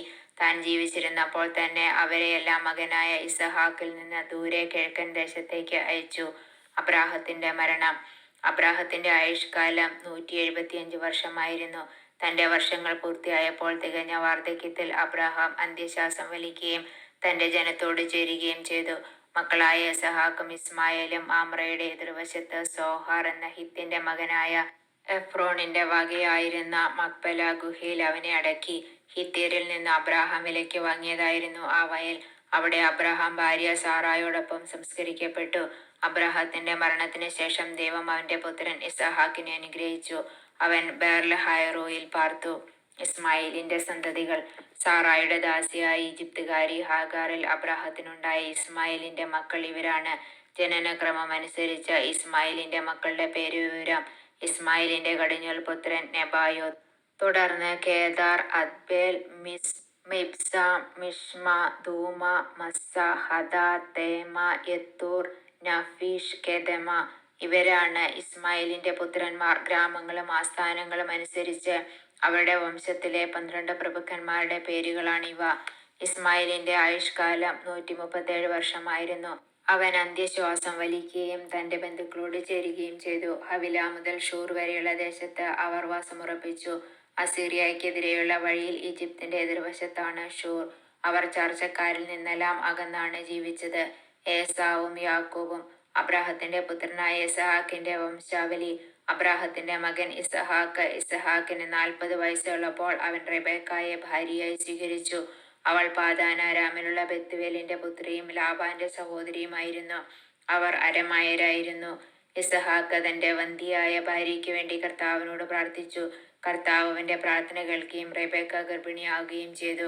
അവളുടെ ഉദരത്തിൽ കിടന്ന കുഞ്ഞുങ്ങൾ മല്ലിട്ടപ്പോൾ അവൾ കർത്താവിനോട് ചോദിച്ചു, ഇങ്ങനെയെങ്കിൽ എനിക്കെന്ത് സംഭവിക്കും? അവൾ കർത്താവിന്റെ തിരുമനസ്സറിയാൻ പ്രാർത്ഥിച്ചു. കർത്താവ് അവളോട് അരുളിച്ചെയ്തു, 2 വംശങ്ങളാണ് നിന്റെ ഉദരത്തിലുള്ളത്. നിന്നിൽ നിന്ന് പിറക്കുന്നവർ 2 ജനതകളായി പിരിയും. ഒന്ന് മറ്റേതിനേക്കാൾ ശക്തമായിരിക്കും. മൂത്തവൻ ഇളയവന് ദാസവൃത്തി ചെയ്യും. അവൾക്ക് മാസം തികഞ്ഞപ്പോൾ അവളുടെ ഉദരത്തിൽ 2 ശിശുക്കൾ. ആദ്യം പുറത്തു വന്നവൻ ചുമന്നിരുന്നു. അവന്റെ ദേഹം മുഴുവൻ രോമക്കുപ്പായമിട്ടതുപോലെയായിരുന്നു. അവർ അവന് ഏസാവെന്ന് പേരിട്ടു. അതിനുശേഷം അവന്റെ സഹോദരൻ പുറത്തു വന്നു. ഏസാവിന്റെ കുതികാലിൽ അവൻ പിടിച്ചിരുന്നു. അവനെ യാക്കോബ് എന്ന് വിളിച്ചു. ഇസഹാക്കിന് 60 വയസ്സായപ്പോഴാണ് അവൾ അവരെ പ്രസവിച്ചത്. കടിഞ്ഞൂൽ അവകാശം. കുട്ടികൾ വളർന്നു വന്നു. ഏസാവ് നായാട്ടൽ സമർത്ഥനും കൃഷിക്കാരനുമായി. യാക്കോബ് ശാന്തനായിരുന്നു. അവൻ കൂടാരങ്ങളിൽ പാർത്തു. വേട്ടയാടി കൊണ്ടുവന്നിരുന്ന മാംസം തിന്നാൻ കിട്ടിയിരുന്നതിനാൽ ഇസഹാക്ക് ഏസാവിനെ വളരെയധികം സ്നേഹിച്ചിരുന്നു. റെബേക്കായ്ക്ക് യാക്കോബിനോടായിരുന്നു കൂടുതൽ സ്നേഹം. ഒരിക്കൽ യാക്കോബ് പായസം ഉണ്ടാക്കിക്കൊണ്ടിരുന്നപ്പോൾ ഏസാവ് വിശന്ന് തളർന്ന് വയലിൽ നിന്ന് വന്നു. അവൻ യാക്കോബിനോട് പറഞ്ഞു, ആ ചെമന്ന പായസം കുറച്ച് എനിക്ക് തരിക. ഞാൻ വളരെ ക്ഷീണിച്ചിരിക്കുന്നു. അതിനാൽ അവന് ഏദോം എന്ന് പേരുണ്ടായി. യാക്കോബ് പ്രതിവചിച്ചു, ആദ്യം നിന്റെ കടിഞ്ഞൂൽ അവകാശം എനിക്ക് വിട്ടുതരിക. ഏസാവ് പറഞ്ഞു, ഞാൻ വിശന്ന് ചാകാറായി. കടിഞ്ഞൂൽ അവകാശം കൊണ്ട് എനിക്കിനി എന്ത് പ്രയോജനം? യാക്കോബ് പറഞ്ഞു, ആദ്യം എന്നോട് ശപഥം ചെയ്യുക. ഏസാവ് ശപഥം ചെയ്തു. അവൻ തന്റെ കടിഞ്ഞൂൽ അവകാശം യാക്കോബിന് വിട്ടുകൊടുത്തു. യാക്കോബ് അവന് അപ്പവും പയറുപായസവും കൊടുത്തു. തീറ്റിയും കുടിയും കഴിഞ്ഞ് അവൻ എഴുന്നേറ്റു പോയി. അങ്ങനെ ഏസാവ് തന്റെ കടിഞ്ഞൂൽ അവകാശം നിസ്സാരമായി കരുതി. ഉൽപ്പത്തി അധ്യായം 26. ഇസഹാക്കും അബീമേലെക്കും. അബ്രാഹത്തിന്റെ കാലത്തുണ്ടായതിനു പുറമെ മറ്റൊരു ക്ഷാമം കൂടി ആ നാട്ടിലുണ്ടായി. ഇസഹാക്ക് ഗരാറിൽ ഫിലിസ്ത്യരുടെ രാജാവായ അബീമേലെക്കിന്റെ അടുത്തേക്ക് പോയി. കർത്താവ് പ്രത്യക്ഷപ്പെട്ട് അവനോട് പറഞ്ഞു, ഈജിപ്തിലേക്ക് പോകരുത്. ഞാൻ പറയുന്ന നാട്ടിൽ പാർക്കുക. ഈ നാട്ടിൽ തന്നെ കഴിഞ്ഞുകൂടുക. ഞാൻ നിന്നോടുകൂടെ ഉണ്ടായിരിക്കും. നിന്നെ ഞാൻ അനുഗ്രഹിക്കുകയും ചെയ്യും. നിനക്കും നിന്റെ പിൻതലമുറക്കാർക്കും ഈ പ്രദേശമെല്ലാം ഞാൻ തരും. നിന്റെ പിതാവായ അബ്രാഹത്തോട് ചെയ്ത വാഗ്ദാനം ഞാൻ നിറവേറ്റും. ആകാശത്തിലെ നക്ഷത്രങ്ങൾ പോലെ നിന്റെ സന്തതികളെ ഞാൻ വർദ്ധിപ്പിക്കും. ഈ ദേശമെല്ലാം അവർക്ക് ഞാൻ നൽകും. നിന്റെ സന്തതികളിലൂടെ ഭൂമിയിലെ ജനതകളെല്ലാം അനുഗ്രഹിക്കപ്പെടും. കാരണം അബ്രഹാം എന്റെ സ്വരം കേൾക്കുകയും എന്റെ നിർദ്ദേശങ്ങളും കൽപ്പനകളും പ്രമാണങ്ങളും നിയമങ്ങളും പാലിക്കുകയും ചെയ്തു. ഇസഹാക്ക് ഗരാറിൽ തന്നെ താമസിച്ചു. അന്നാട്ടുകാർ അവന്റെ ഭാര്യയെക്കുറിച്ച് ചോദിച്ചപ്പോൾ അവൾ എന്റെ സഹോദരിയാണ് എന്നവൻ പറഞ്ഞു. അവൾ ഭാര്യയാണെന്ന് പറയാൻ അവന് പേടിയായിരുന്നു. കാരണം അവൾ അഴകുള്ളവളായിരുന്നതുകൊണ്ട് റെബേക്കായ്ക്ക് വേണ്ടി നാട്ടുകാർ തന്നെ കൊല്ലുമെന്ന് അവൻ വിചാരിച്ചു. അവനവിടെ പാർപ്പ് തുടങ്ങി. ഏറെ നാളുകൾക്ക് ശേഷം ഒരു ദിവസം ഫിലിസ്ത്യരുടെ രാജാവായ അബീമേലെക്ക് ജനാലയിലൂടെ നോക്കിയപ്പോൾ ഇസഹാക്ക് ഭാര്യ റെബേക്കയെ ആലിംഗനം ചെയ്യുന്നത് കണ്ടു. അബീമേലെക്ക് ഇസഹാക്കിനെ വിളിച്ചു ചോദിച്ചു, അവൾ നിന്റെ ഭാര്യയാണല്ലോ, പിന്നെ എന്തിനാണ് സഹോദരിയാണെന്ന് പറഞ്ഞത്? അവൻ മറുപടി പറഞ്ഞു, അവൾ മൂലം മരിക്കേണ്ടി വന്നെങ്കിലോ എന്നോർത്താണ് ഞാൻ അങ്ങനെ പറഞ്ഞത്. അബീമേലെക്ക് ചോദിച്ചു, നീ എന്തിനാണ് ഞങ്ങളോട് ഇത് ചെയ്തത്? ജനങ്ങളിൽ ആരെങ്കിലും നിന്റെ ഭാര്യയോടൊത്ത് ശയിക്കുകയും അങ്ങനെ വലിയൊരു അപരാധം നീ ഞങ്ങളുടെ മേൽ വരുത്തി വയ്ക്കുകയും ചെയ്യുമായിരുന്നല്ലോ. അതുകൊണ്ട് അബീമേലെക്ക് ജനങ്ങൾക്കെല്ലാം താക്കീത് നൽകി, ഈ മനുഷ്യനെയോ അവന്റെ ഭാര്യയോ ആരെങ്കിലും തൊട്ടുപോയാൽ അവൻ വധിക്കപ്പെടും. യിസ്ഹാക്ക് ആ നാട്ടിൽ കൃഷി ഇറക്കുകയും അക്കൊല്ലം തന്നെ 100 മേനി വിളവെടുക്കുകയും ചെയ്തു. അവൻ അഭിവൃദ്ധിപ്പെട്ടുകൊണ്ടേയിരുന്നു. ക്രമേണ അവൻ വലിയ സമ്പന്നനാകുകയും ചെയ്തു. അവന് ധാരാളം ആടുമാടുകളും പരിചാരകരും ഉണ്ടായിരുന്നു. അതുകൊണ്ട് ഫിലിസ്ത്യർക്ക് അവനോട് അസൂയ തോന്നി. അവന്റെ പിതാവായ അബ്രാഹത്തിന്റെ വേലക്കാർ കുഴിച്ച കിണറുകളെല്ലാം ഫിലിസ്ത്യർ മണ്ണിട്ട് മൂടി. അബീമേലെക്ക് യിസ്ഹാക്കിനോട് പറഞ്ഞു, ഞങ്ങളെ വിട്ടുപോക, നീ ഞങ്ങളെക്കാൾ കൂടുതൽ ശക്തനായിരിക്കുന്നു. യിസ്ഹാക്ക് അവിടെ നിന്ന് പുറപ്പെട്ട് ഗരാറിന്റെ താഴ്വരയിൽ കൂടാരം അടിച്ചു. തന്റെ പിതാവായ അബ്രാഹത്തിന്റെ കാലത്ത് കുഴിച്ചതും അവന്റെ മരണശേഷം ഫിലിസ്ത്യർ നികത്തിക്കളഞ്ഞതുമായ കിണറുകളെല്ലാം യിസ്ഹാക്ക് വീണ്ടും കുഴിച്ചു. തന്റെ പിതാവ് കൊടുത്ത പേരുകൾ തന്നെ അവയ്ക്ക് നൽകുകയും ചെയ്തു. താഴ്വരയിൽ കിണർ കുഴിച്ചുകൊണ്ടിരിക്കെ യിസ്ഹാക്കിന്റെ വേലക്കാർ ഒരു നീരുറവ കണ്ടെത്തി. ഗരാറിലെ ഇടയന്മാർ ഇത് ഞങ്ങളുടെ ഉറവയാണെന്ന് പറഞ്ഞ് യിസ്ഹാക്കിന്റെ ഇടയന്മാരുമായി വഴക്കുണ്ടാക്കി. അവർ തന്നോട് വഴക്കിന് വന്നതുകൊണ്ട് അവൻ ആ കിണറിന് ഏസെക്ക് എന്ന് പേരിട്ടു. അവർ വീണ്ടും ഒരു കിണർ കുഴിച്ചു. അതിനെ ചൊല്ലിയും വഴക്കുണ്ടായി. അതുകൊണ്ട് അതിനെ അവർ സിത്ന എന്ന് വിളിച്ചു. അവിടെ നിന്ന് മാറി അകലെ അവർ വേറൊരു കിണർ കുഴിച്ചു. അതിന്റെ പേരിൽ വഴക്കുണ്ടായില്ല. അവൻ അതിന് റഹോബോത്ത് എന്ന് പേരിട്ടു. കാരണം അവൻ പറഞ്ഞു, കർത്താവ് ഞങ്ങൾക്കിടം തന്നിരിക്കുന്നു, ഭൂമിയിൽ ഞങ്ങൾ സമൃദ്ധിയുള്ളവരാകും. അവിടെ നിന്ന് അവൻ ബേർഷേബയിലേക്ക് പോയി. ആ രാത്രി തന്നെ കർത്താവ് അവന് പ്രത്യക്ഷപ്പെട്ട് അരുളിച്ചെയ്തു, നിന്റെ പിതാവായ അബ്രാഹത്തിന്റെ ദൈവമാണ് ഞാൻ. നീ ഭയപ്പെടേണ്ട, ഞാൻ നിന്നോട് കൂടെയുണ്ട്. എന്റെ ദാസനായ അബ്രാഹത്തെ പ്രതി ഞാൻ നിന്നെ അനുഗ്രഹിക്കും, നിന്റെ സന്തതികളെ വർദ്ധിപ്പിക്കുകയും ചെയ്യും. അതിനാൽ അവൻ അവിടെ ഒരു ബലിപീഠം നിർമ്മിച്ചു, കർത്താവിന്റെ നാമം വിളിച്ചപേക്ഷിച്ചു. അവൻ അവിടെ കൂടാരമടിച്ചു. യിസ്ഹാക്കിന്റെ ഭൃത്യന്മാർ അവിടെ ഒരു കിണർ കുഴിച്ചു. ഗരാറിൽ നിന്ന് അബീമേലെക്ക് തന്റെ ആലോചനക്കാരനായ അഹൂസത്തും സേനാധിപനായ ഫിക്കോളും ഒരുമിച്ച് യിസ്ഹാക്കിനെ കാണാൻ ചെന്നു. അവൻ അവരോട് ചോദിച്ചു, എന്നെ വെറുക്കുകയും നിങ്ങളുടെ നാട്ടിൽ നിന്ന് പുറത്താക്കുകയും ചെയ്ത നിങ്ങൾ എന്തിന് എന്റെ അടുക്കിലേക്ക് വന്നു? അവർ പറഞ്ഞു, കർത്താവ് നിന്നോട് കൂടെയുണ്ടെന്ന് ഞങ്ങൾക്ക് വ്യക്തമായിരിക്കുന്നു. അതുകൊണ്ട് നാം തമ്മിൽ സത്യം ചെയ്ത് ഒരു ഉടമ്പടി ഉണ്ടാക്കുക നല്ലതെന്ന് ഞങ്ങൾക്ക് തോന്നി. ഞങ്ങൾ നിന്നെ ഉപദ്രവിക്കാതിരിക്കുകയും നിനക്ക് നന്മ മാത്രം ചെയ്യുകയും സമാധാനത്തിൽ നിന്നെ പറഞ്ഞയക്കുകയും ചെയ്തതുപോലെ നീയും ഞങ്ങളെ ഉപദ്രവിക്കാതിരിക്കണം. നീ ഇപ്പോൾ കർത്താവിനാൽ അനുഗ്രഹീതനാണ്. അവൻ അവർക്കൊരു വിരുന്നൊരുക്കി. അവർ തിന്നുകയും കുടിക്കുകയും ചെയ്തു. രാവിലെ അവർ എഴുന്നേറ്റ് അന്യോന്യം സത്യം ചെയ്തു. യിസ്ഹാക്ക് അവരെ യാത്രയാക്കി. അവർ സമാധാനത്തോടെ അവനെ വിട്ടുപോയി. അന്ന് തന്നെ യിസ്ഹാക്കിന്റെ വേലക്കാർ വന്ന് തങ്ങൾ കുഴിച്ചുകൊണ്ടിരുന്ന കിണറ്റിൽ വെള്ളം കണ്ടെന്ന് അവനെ അറിയിച്ചു. അവൻ അതിന് ഷെബ എന്ന് പേരിട്ടു. അതിനാൽ ഇന്നും ആ പട്ടണത്തിന് ബേർഷെബ എന്നാണ് പേര്. 40 വയസ്സായപ്പോൾ ഏസാവ് ഹിത്യനായ ബേരിയുടെ പുത്രി യൂദിത്തിനെയും ഹിത്യനായ ഏലോണിന്റെ പുത്രി ബാസ്മത്തിനെയും വിവാഹം ചെയ്തു. അവർ യിസ്ഹാക്കിന്റെയും റെബേക്കായുടെയും ജീവിതം ദുഃഖപൂർണമാക്കി. ഉൽപ്പത്തി അധ്യായം 27. യാക്കോബിന് അനുഗ്രഹം. യിസ്ഹാക്കിന് പ്രായമായി, കണ്ണിന് കാഴ്ച കുറഞ്ഞു. അവൻ മൂത്ത മകൻ ഏസാവിനെ വിളിച്ചു, എന്റെ മകനെ, ഇതാ ഞാൻ. അവൻ വിളി കേട്ടു. യിസ്ഹാക്ക് പറഞ്ഞു, എനിക്ക് വയസ്സായി, എന്നാണ് ഞാൻ മരിക്കുകയെന്ന് അറിഞ്ഞുകൂടാ. നിന്റെ ആയുധങ്ങളായ അമ്പും വില്ലും എടുത്ത് വയലിൽ പോയി വേട്ടയാടി കുറെ കാട്ടിറച്ചി കൊണ്ടുവരിക. എനിക്കിഷ്ടപ്പെട്ട രീതിയിൽ രുചികരമായി പാകം ചെയ്ത് എന്റെ മുൻപിൽ വിളമ്പുക. അത് ഭക്ഷിച്ചിട്ട് നിന്നെ ഞാൻ മരിക്കും മുൻപേ അനുഗ്രഹിക്കട്ടെ. യിസ്ഹാക്ക് ഏസാവിനോട് പറയുന്നത് റെബേക്ക കേൾക്കുന്നുണ്ടായിരുന്നു. ഏസാവ് കാട്ടിറച്ചി തേടി വയലിലേക്ക് പോയി. അപ്പോൾ അവൾ യാക്കോബിനോട് പറഞ്ഞു, നിന്റെ പിതാവ് നിന്റെ സഹോദരനായ ഏസാവിനോട് നായാട്ടിറച്ചി കൊണ്ടുവന്ന് രുചികരമായി പാകം ചെയ്ത് എന്റെ മുൻപിൽ വിളമ്പുക. ഞാൻ മരിക്കും മുൻപ് അത് ഭക്ഷിച്ചിട്ട് ദൈവത്തിന്റെ മുൻപിൽ നിന്നെ അനുഗ്രഹിക്കട്ടെ എന്ന് പറയുന്നത് ഞാൻ കേട്ടു. അതുകൊണ്ട് മകനെ, നീ ഇപ്പോൾ എന്റെ വാക്കനുസരിച്ച് പ്രവർത്തിക്കുക. ആട്ടിൻകൂട്ടത്തിൽ നിന്ന് 2 നല്ല കുഞ്ഞാടുകളെ പിടിച്ചുകൊണ്ടുവരിക. ഞാൻ അവ കൊണ്ട് നിന്റെ പിതാവിന് ഇഷ്ടപ്പെട്ട രുചികരമായ ഭക്ഷണം ഉണ്ടാക്കാം. നീ അത് പിതാവിന്റെ അടുക്കൽ കൊണ്ടുചെല്ലണം. അപ്പോൾ അദ്ദേഹം മരിക്കും മുൻപ് അത് ഭക്ഷിച്ച് നിന്നെ അനുഗ്രഹിക്കും. യാക്കോബ് അമ്മ റെബേക്കായോട് പറഞ്ഞു, ഏസാവ് ശരീരമാകെ രോമമുള്ളവനാണ്, എന്നാൽ എന്റെ ദേഹം മിനുസമുള്ളതാണ്. പിതാവ് എന്നെ തൊട്ടു നോക്കിയും ഞാൻ കബളിപ്പിക്കുകയാണെന്ന് മനസ്സിലാക്കുകയും ചെയ്താൽ അനുഗ്രഹത്തിന് പകരം ശാപമായിരിക്കില്ലേ എനിക്ക് ലഭിക്കുക? അവന്റെ അമ്മ പറഞ്ഞു, ആ ശാപം എന്റെ മേലായിരിക്കട്ടെ. മകനെ, ഞാൻ പറയുന്നത് കേൾക്കുക, പോയി അവ കൊണ്ടുവരിക. അവൻ പോയി അവയെ പിടിച്ച് അമ്മയുടെ മുൻപിൽ കൊണ്ടുവന്നു. അവൾ അവന്റെ പിതാവിന് ഇഷ്ടപ്പെട്ട രുചികരമായ ഭക്ഷണം തയ്യാറാക്കി.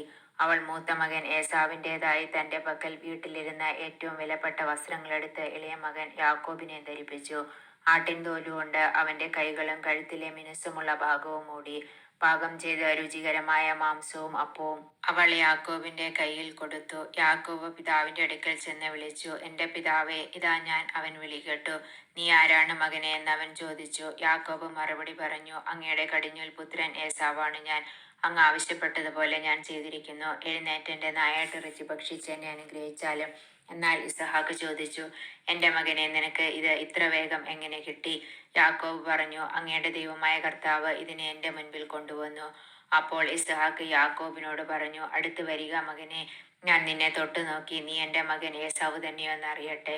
യാക്കോബ് പിതാവായ ഇസഹാക്കിന്റെ അടുത്ത് ചെന്നു അവനെ തടവി നോക്കിയിട്ട് ഇസഹാക്ക് പറഞ്ഞു, സ്വരം യാക്കോബിൻ്റെതാണ്, എന്നാൽ കൈകൾ ഏസാവിൻ്റെതും. ഇസഹാക്ക് അവനെ തിരിച്ചറിഞ്ഞില്ല, കാരണം അവന്റെ കൈകൾ സഹോദരനായ ഏസാവിന്റെ കൈകൾ പോലെ രോമം നിറഞ്ഞതായിരുന്നു. ഇസഹാക്ക് അവനെ അനുഗ്രഹിച്ചു. അവൻ ചോദിച്ചു, സത്യമായും നീ എന്റെ മകൻ ഏസാവ് തന്നെയാണോ? അതെ എന്ന് അവൻ മറുപടി പറഞ്ഞു. ഇസഹാക്ക് പറഞ്ഞു, എന്റെ മകനെ, നിന്റെ നായാട്ടിറച്ചി കൊണ്ടുവരിക, അത് തിന്നിട്ട് ഞാൻ നിന്നെ അനുഗ്രഹിക്കട്ടെ. ഇസഹാക്ക് അത് ഭക്ഷിക്കുകയും അവൻ കൊണ്ടുവന്ന വീഞ്ഞു കുടിക്കുകയും ചെയ്തു. ഇസഹാക്ക് അവനോട് പറഞ്ഞു, നീ അടുത്ത് വന്ന് എന്നെ ചുംബിക്കുക. അവൻ ചുംബിച്ചപ്പോൾ ഇസഹാക്ക് അവന്റെ ഉടുപ്പ് മണത്ത് നോക്കി അവനെ അനുഗ്രഹിച്ചു. കർത്താവ് കനിഞ്ഞ് അനുഗ്രഹിച്ച വയലിന്റെ മണമാണ് എന്റെ മകന്റേതെന്ന് അവൻ പറഞ്ഞു. ആകാശത്തിന്റെ മഞ്ഞും ഭൂമിയുടെ ഫലപുഷ്ടിയും ദൈവം നിനക്ക് നൽകട്ടെ. ധാന്യവും വീഞ്ഞും സമൃദ്ധമാകട്ടെ. ജനതകൾ നിനക്ക് സേവ ചെയ്യട്ടെ. രാജ്യങ്ങൾ നിന്റെ മുമ്പിൽ തലകുനിക്കട്ടെ. നിന്റെ സഹോദരർക്ക് നീ നാഥനായിരിക്ക. നിന്റെ അമ്മയുടെ പുത്രന്മാർ നിന്റെ മുൻപിൽ തലകുനിക്കട്ടെ. നിന്നെ ശപിക്കുന്നവൻ ശബ്ദനും അനുഗ്രഹിക്കുന്നവൻ അനുഗ്രഹീതനുമാകട്ടെ. ഏസാവ് അനുഗ്രഹം യാചിക്കുന്നു. ഇസഹാക്ക് യാക്കോബിനെ അനുഗ്രഹിക്കുകയും യാക്കോബ് അവന്റെ മുൻപിൽ നിന്ന് പുറത്തു കടക്കുകയും ചെയ്തപ്പോൾ നായാട്ട് കഴിഞ്ഞ് ഏസാവ് തിരിച്ചെത്തി. അവനും പിതാവിന് ഇഷ്ടപ്പെട്ട ഭക്ഷണം തയ്യാറാക്കി പിതാവിന്റെ അടുക്കൽ കൊണ്ടുവന്നിട്ട് പറഞ്ഞു, പിതാവേ, എഴുന്നേറ്റ് അങ്ങയുടെ മകന്റെ നായാട്ടിറച്ചി ഭക്ഷിച്ച് എന്നെ അനുഗ്രഹിച്ചാലും. നീ ആരാണ്? ഇസഹാക്ക് ചോദിച്ചു. അവൻ പറഞ്ഞു, അങ്ങയുടെ കടിഞ്ഞൂൽ പുത്രൻ ഏസാവാണ് ഞാൻ. ഇസഹാക്ക് അത്യധികം പരിഭ്രമിച്ച് വിറയ്ക്കാൻ തുടങ്ങി. അവൻ ചോദിച്ചു, നായാട്ടിറച്ചിയുമായി നിനക്ക് മുൻപ് എന്റെ മുൻപിൽ വന്നത് ആരാണ്? ഞാനത് തിന്നുകയും അവനെ അനുഗ്രഹിക്കുകയും ചെയ്തല്ലോ. അവൻ അനുഗ്രഹിക്കപ്പെട്ടവനായിരിക്കും. പിതാവിന്റെ വാക്ക് കേട്ടപ്പോൾ ഏസാവ് അതീവ ദുഃഖത്തോടെ കരഞ്ഞു.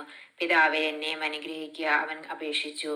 ഇസ്ഹാക്ക് പറഞ്ഞു, നിന്റെ സഹോദരൻ എന്നെ കബളിപ്പിച്ചു. നിനക്കുള്ള വരം എന്നിൽ നിന്ന് തട്ടിയെടുത്തു. ഏസാവ് പറഞ്ഞു, വെറുതെയാണ് അവനെ യാക്കോബ് എന്ന് വിളിക്കുന്നത്. 2 തവണ അവൻ എന്നെ ചതിച്ചു.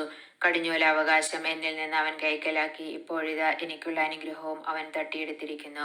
വീണ്ടും അവൻ പിതാവിനോട് ചോദിച്ചു, എനിക്ക് വേണ്ടി ഒരു വരമെങ്കിലും അങ്ങ് നീക്കി വെച്ചിട്ടില്ലേ? ഇസഹാക്ക് പറഞ്ഞു, ഞാൻ അവനെ നിന്റെ യജമാനനാക്കി.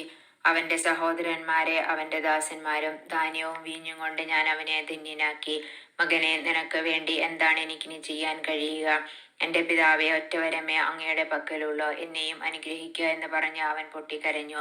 അപ്പോൾ ഇസ്ഹാക്ക് പറഞ്ഞു, ആകാശത്തിന്റെ മഞ്ഞിൽ നിന്നും ഭൂമിയുടെ ഫലപുഷ്ടിയിൽ നിന്നും നീ അകന്നിരിക്കും. വാളുകൊണ്ട് നീ ജീവിക്കും. നിന്റെ സഹോദരന് നീ ദാസ്യവൃത്തി ചെയ്യും. എന്നാൽ സ്വതന്ത്രനാകുമ്പോൾ ആ നുകം നീ തകർത്ത് കളയും. യാക്കോബ് ലാബാന്റെ അടുത്തേക്ക്. പിതാവ് യാക്കോബിന് നൽകിയ അനുഗ്രഹം മൂലം ഏസാവ് യാക്കോബിനെ വെറുത്തു. അവൻ ആത്മഗതം ചെയ്തു, പിതാവിനെ പറ്റി വിലപിക്കാനുള്ള ദിവസങ്ങൾ അടുത്തു വരുന്നുണ്ട്. അപ്പോൾ ഞാൻ അവനെ കൊല്ലും. മൂത്ത മകനായ ഏസാവിന്റെ വാക്കുകൾ റെബേക്കായുടെ ചെവിയിലെത്തി. അവൾ ഇളയവനായ യാക്കോബിനെ വിളിച്ചു പറഞ്ഞു, നിന്നെ കൊല്ലാമെന്നോർത്ത് നിന്റെ ജ്യേഷ്ഠൻ ആശ്വസിച്ചിരിക്കുകയാണ്. മകനെ, ഞാൻ പറയുന്നത് കേൾക്കുക. ഹാരാനിലുള്ള എന്റെ സഹോദരനായ ലാബാന്റെ അടുത്തേക്ക് ഓടി രക്ഷപ്പെടുക. നിന്റെ ജ്യേഷ്ഠന്റെ രോഷമടങ്ങുവോളം നീ അവിടെ താമസിക്കുക. ജ്യേഷ്ഠന് നിന്നോടുള്ള കോപം അടങ്ങുകയും നീ ചെയ്തതൊക്കെ മറക്കുകയും ചെയ്യട്ടെ. അപ്പോൾ ഞാൻ ആളെ അയച്ച് നിന്നെ ഇങ്ങോട്ട് വരുത്താം. ഒരു ദിവസം തന്നെ നിങ്ങൾ 2 പേരും എനിക്ക് നഷ്ടപ്പെടുന്നത് എന്തിന്? അത് കഴിഞ്ഞ റെബേക്ക ഇസ്ഹാക്കിനോട് പറഞ്ഞു, ഈ ഹിത്യ സ്ത്രീകൾ മൂലം എനിക്ക് ജീവിതം മടുത്തു. ഈ നാട്ടുകാരായ ഇവരെ പോലെയുള്ള ഹിത്യ സ്ത്രീകളിൽ നിന്ന് ഒരുവളെ യാക്കോബും വിവാഹം കഴിച്ചാൽ പിന്നെ ഞാൻ എന്തിനു ജീവിക്കണം? ഉൽപ്പത്തി അധ്യായം 28. ഇസ്ഹാക്ക് യാക്കോബിനെ വിളിച്ച് അനുഗ്രഹിച്ചുകൊണ്ട് പറഞ്ഞു, കാനാന്യ സ്ത്രീകളിൽ ആരെയും നീ വിവാഹം കഴിക്കരുത്. പാദാൻ ആരാമിൽ നിന്റെ അമ്മയുടെ പിതാവായ ബെത്തുവേലിന്റെ വീട്ടിലേക്ക് പോവുക. അമ്മയുടെ സഹോദരനായ ലാബാന്റെ പുത്രിമാരിൽ ഒരാളെ ഭാര്യയായി സ്വീകരിക്കുക. സർവശക്തനായ ദൈവം നിന്നെ അനുഗ്രഹിച്ച് സമൃദ്ധമായി വർദ്ധിപ്പിച്ച് നിന്നിൽ നിന്ന് പല ജനതകളെ ഉളവാക്കട്ടെ. അബ്രാഹത്തിന്റെ അനുഗ്രഹം നിനക്കും നിന്റെ സന്തതികൾക്കുമായി അവിടുന്ന് നൽകട്ടെ. നീ ഇപ്പോൾ പരദേശിയായി പാർക്കുന്നതും ദൈവം അബ്രാഹത്തിന് നൽകിയതുമായ ഈ നാട് നീ അവകാശപ്പെടുത്തുകയും ചെയ്യട്ടെ. അങ്ങനെ ഇസ്ഹാക്ക് യാക്കോബിനെ പറഞ്ഞയച്ചു. അവൻ പാദാമാരാമിലുള്ള ലാബാന്റെ അടുത്തേക്ക് പോയി. അരമായനായ ബെത്തുവേലിന്റെ മകനും യാക്കോബിന്റെയും ഏസാവിന്റെയും അമ്മ റെബേക്കായുടെ സഹോദരനും ആണ് ലാബാൻ. ഇസഹാക്ക് യാക്കോബിനെ അനുഗ്രഹിച്ചു. പാദാൻ ആരാമിൽ നിന്ന് ഭാര്യയെ കണ്ടുപിടിക്കുന്നതിന് അങ്ങോട്ട് അവനെ പറഞ്ഞയച്ചതും ഏസാവ് അറിഞ്ഞു. അവനെ അനുഗ്രഹിച്ചപ്പോൾ കാനാന്യ സ്ത്രീകളിൽ നിന്ന് ഭാര്യയെ സ്വീകരിക്കരുത് എന്ന് അവൻ യാക്കോബിനോട് കൽപ്പിച്ചെന്നും തന്റെ മാതാപിതാക്കളെ അനുസരിച്ച് യാക്കോബ് പാദാൻ ആരാമിലേക്ക് പോയെന്നും ഏസാവ് മനസ്സിലാക്കി. കാനാന്യ സ്ത്രീകളെ തന്റെ പിതാവായ ഇസ്ഹാക്കിന് ഇഷ്ടമല്ലെന്ന് മനസ്സിലാക്കിയപ്പോൾ ഏസാവ് അബ്രാഹത്തിന്റെ മകനായ ഇസ്മായിലിന്റെ അടുത്ത് ചെന്ന് അവന്റെ മകളും നെബായോത്തിന്റെ സഹോദരിയുമായ മഹലത്തിനെ ഭാര്യയായി സ്വീകരിച്ചു. അവനുണ്ടായിരുന്ന മറ്റു ഭാര്യമാർക്ക് പുറമേ ആയിരുന്നു ഇവൾ. യാക്കോബിന്റെ സ്വപ്നം. യാക്കോബ് ബർഷെബയിൽ നിന്ന് ഹാരാനിലേക്ക് പുറപ്പെട്ടു. സൂര്യൻ അസ്തമിച്ചപ്പോൾ അവൻ വഴിക്കൊരിടത്ത് തങ്ങുകയും രാത്രി അവിടെ ചിലവഴിക്കുകയും ചെയ്തു. ഒരു കല്ലെടുത്ത് തലയ്ക്ക് കീഴെ വെച്ച് അവൻ ഉറങ്ങാൻ കിടന്നു. അവനൊരു ദർശനമുണ്ടായി. ഭൂമിയിൽ ഉറപ്പിച്ചിരിക്കുന്ന ഒരു ഗോവണി അതിന്റെ അറ്റം ആകാശത്ത് മുട്ടിയിരുന്നു. ദേവദൂതന്മാർ അതിലൂടെ കയറുകയും ഇറങ്ങുകയും ചെയ്തുകൊണ്ടിരുന്നു. ഗോവണിയുടെ മുകളിൽ നിന്നുകൊണ്ട് കർത്താവ് അരുളി ചെയ്തു, ഞാൻ നിന്റെ പിതാവായ അബ്രാഹത്തിന്റെയും ഇസ്ഹാക്കിന്റെയും ദൈവമായ കർത്താവാണ്. നീ കിടക്കുന്ന ഈ മണ്ണ് നിനക്കും നിന്റെ സന്തതികൾക്കും ഞാൻ നൽകും. നിന്റെ സന്തതികൾ ഭൂമിയിലെ പൂഴി പോലെ എണ്ണമറ്റവരായിരിക്കും. കിഴക്കോട്ടും പടിഞ്ഞാറോട്ടും തെക്കോട്ടും വടക്കോട്ടും നിങ്ങൾ വ്യാപിക്കും. നിന്നിലൂടെയും നിന്റെ സന്തതികളിലൂടെയും ഭൂമിയിലെ ഗോത്രങ്ങളെല്ലാം അനുഗ്രഹിക്കപ്പെടും. ഇതാ, ഞാൻ നിന്നോട് കൂടെയുണ്ട്. നീ പോകുന്നിടത്തെല്ലാം ഞാൻ നിന്നെ കാത്തുരക്ഷിക്കും. നിന്നെ ഈ നാട്ടിലേക്ക് തിരികെ കൊണ്ടുവരും. നിന്നോട് പറഞ്ഞതൊക്കെ നിറവേറ്റുന്നതുവരെ ഞാൻ നിന്നെ കൈവിടുകയില്ല. അപ്പോൾ യാക്കോബ് ഉറക്കത്തിൽ നിന്നുണർന്നു. അവൻ പറഞ്ഞു, തീർച്ചയായും കർത്താവ് ഈ സ്ഥലത്തുണ്ട്, എന്നാൽ ഞാൻ അതറിഞ്ഞില്ല. ഭീതി പൂണ്ട് അവൻ പറഞ്ഞു, ഈ സ്ഥലം എത്ര ഭയാനകമാണ്! ഇത് ദൈവത്തിന്റെ ഭവനമല്ലാതെ മറ്റൊന്നുമല്ല. സ്വർഗത്തിന്റെ കവാടമാണിവിടം. യാക്കോബ് അതിരാവിലെ എഴുന്നേറ്റ് തലയ്ക്ക് കീഴെ വെച്ചിരുന്ന കല്ലെടുത്ത് ഒരു തൂണായി കുത്തി നിർത്തി അതിന്മേൽ എണ്ണയൊഴിച്ചു. അവൻ ആ സ്ഥലത്തിന് ബഥേൽ എന്ന് പേരിട്ടു. ലൂസ് എന്നായിരുന്നു ആ പട്ടണത്തിന്റെ ആദ്യത്തെ പേര്. അത് കഴിഞ്ഞ് യാക്കോബ് ഒരു പ്രതിജ്ഞ ചെയ്തു, ദൈവമായ കർത്താവിന്റെ കൂടെ ഉണ്ടായിരിക്കുകയും ഈ യാത്രയിൽ എന്നെ സംരക്ഷിക്കുകയും എനിക്ക് ഉണ്ണാനും ഉടുക്കാനും തരികയും എന്റെ പിതാവിന്റെ വീട്ടിലേക്ക് സമാധാനത്തോടെ ഞാൻ തിരിച്ചെത്തുകയും ചെയ്താൽ കർത്താവായിരിക്കും എന്റെ ദൈവം. തൂണായി കുത്തി നിർത്തിയിരിക്കുന്ന ഈ കല്ല് ദൈവത്തിന്റെ ഭവനമായിരിക്കും.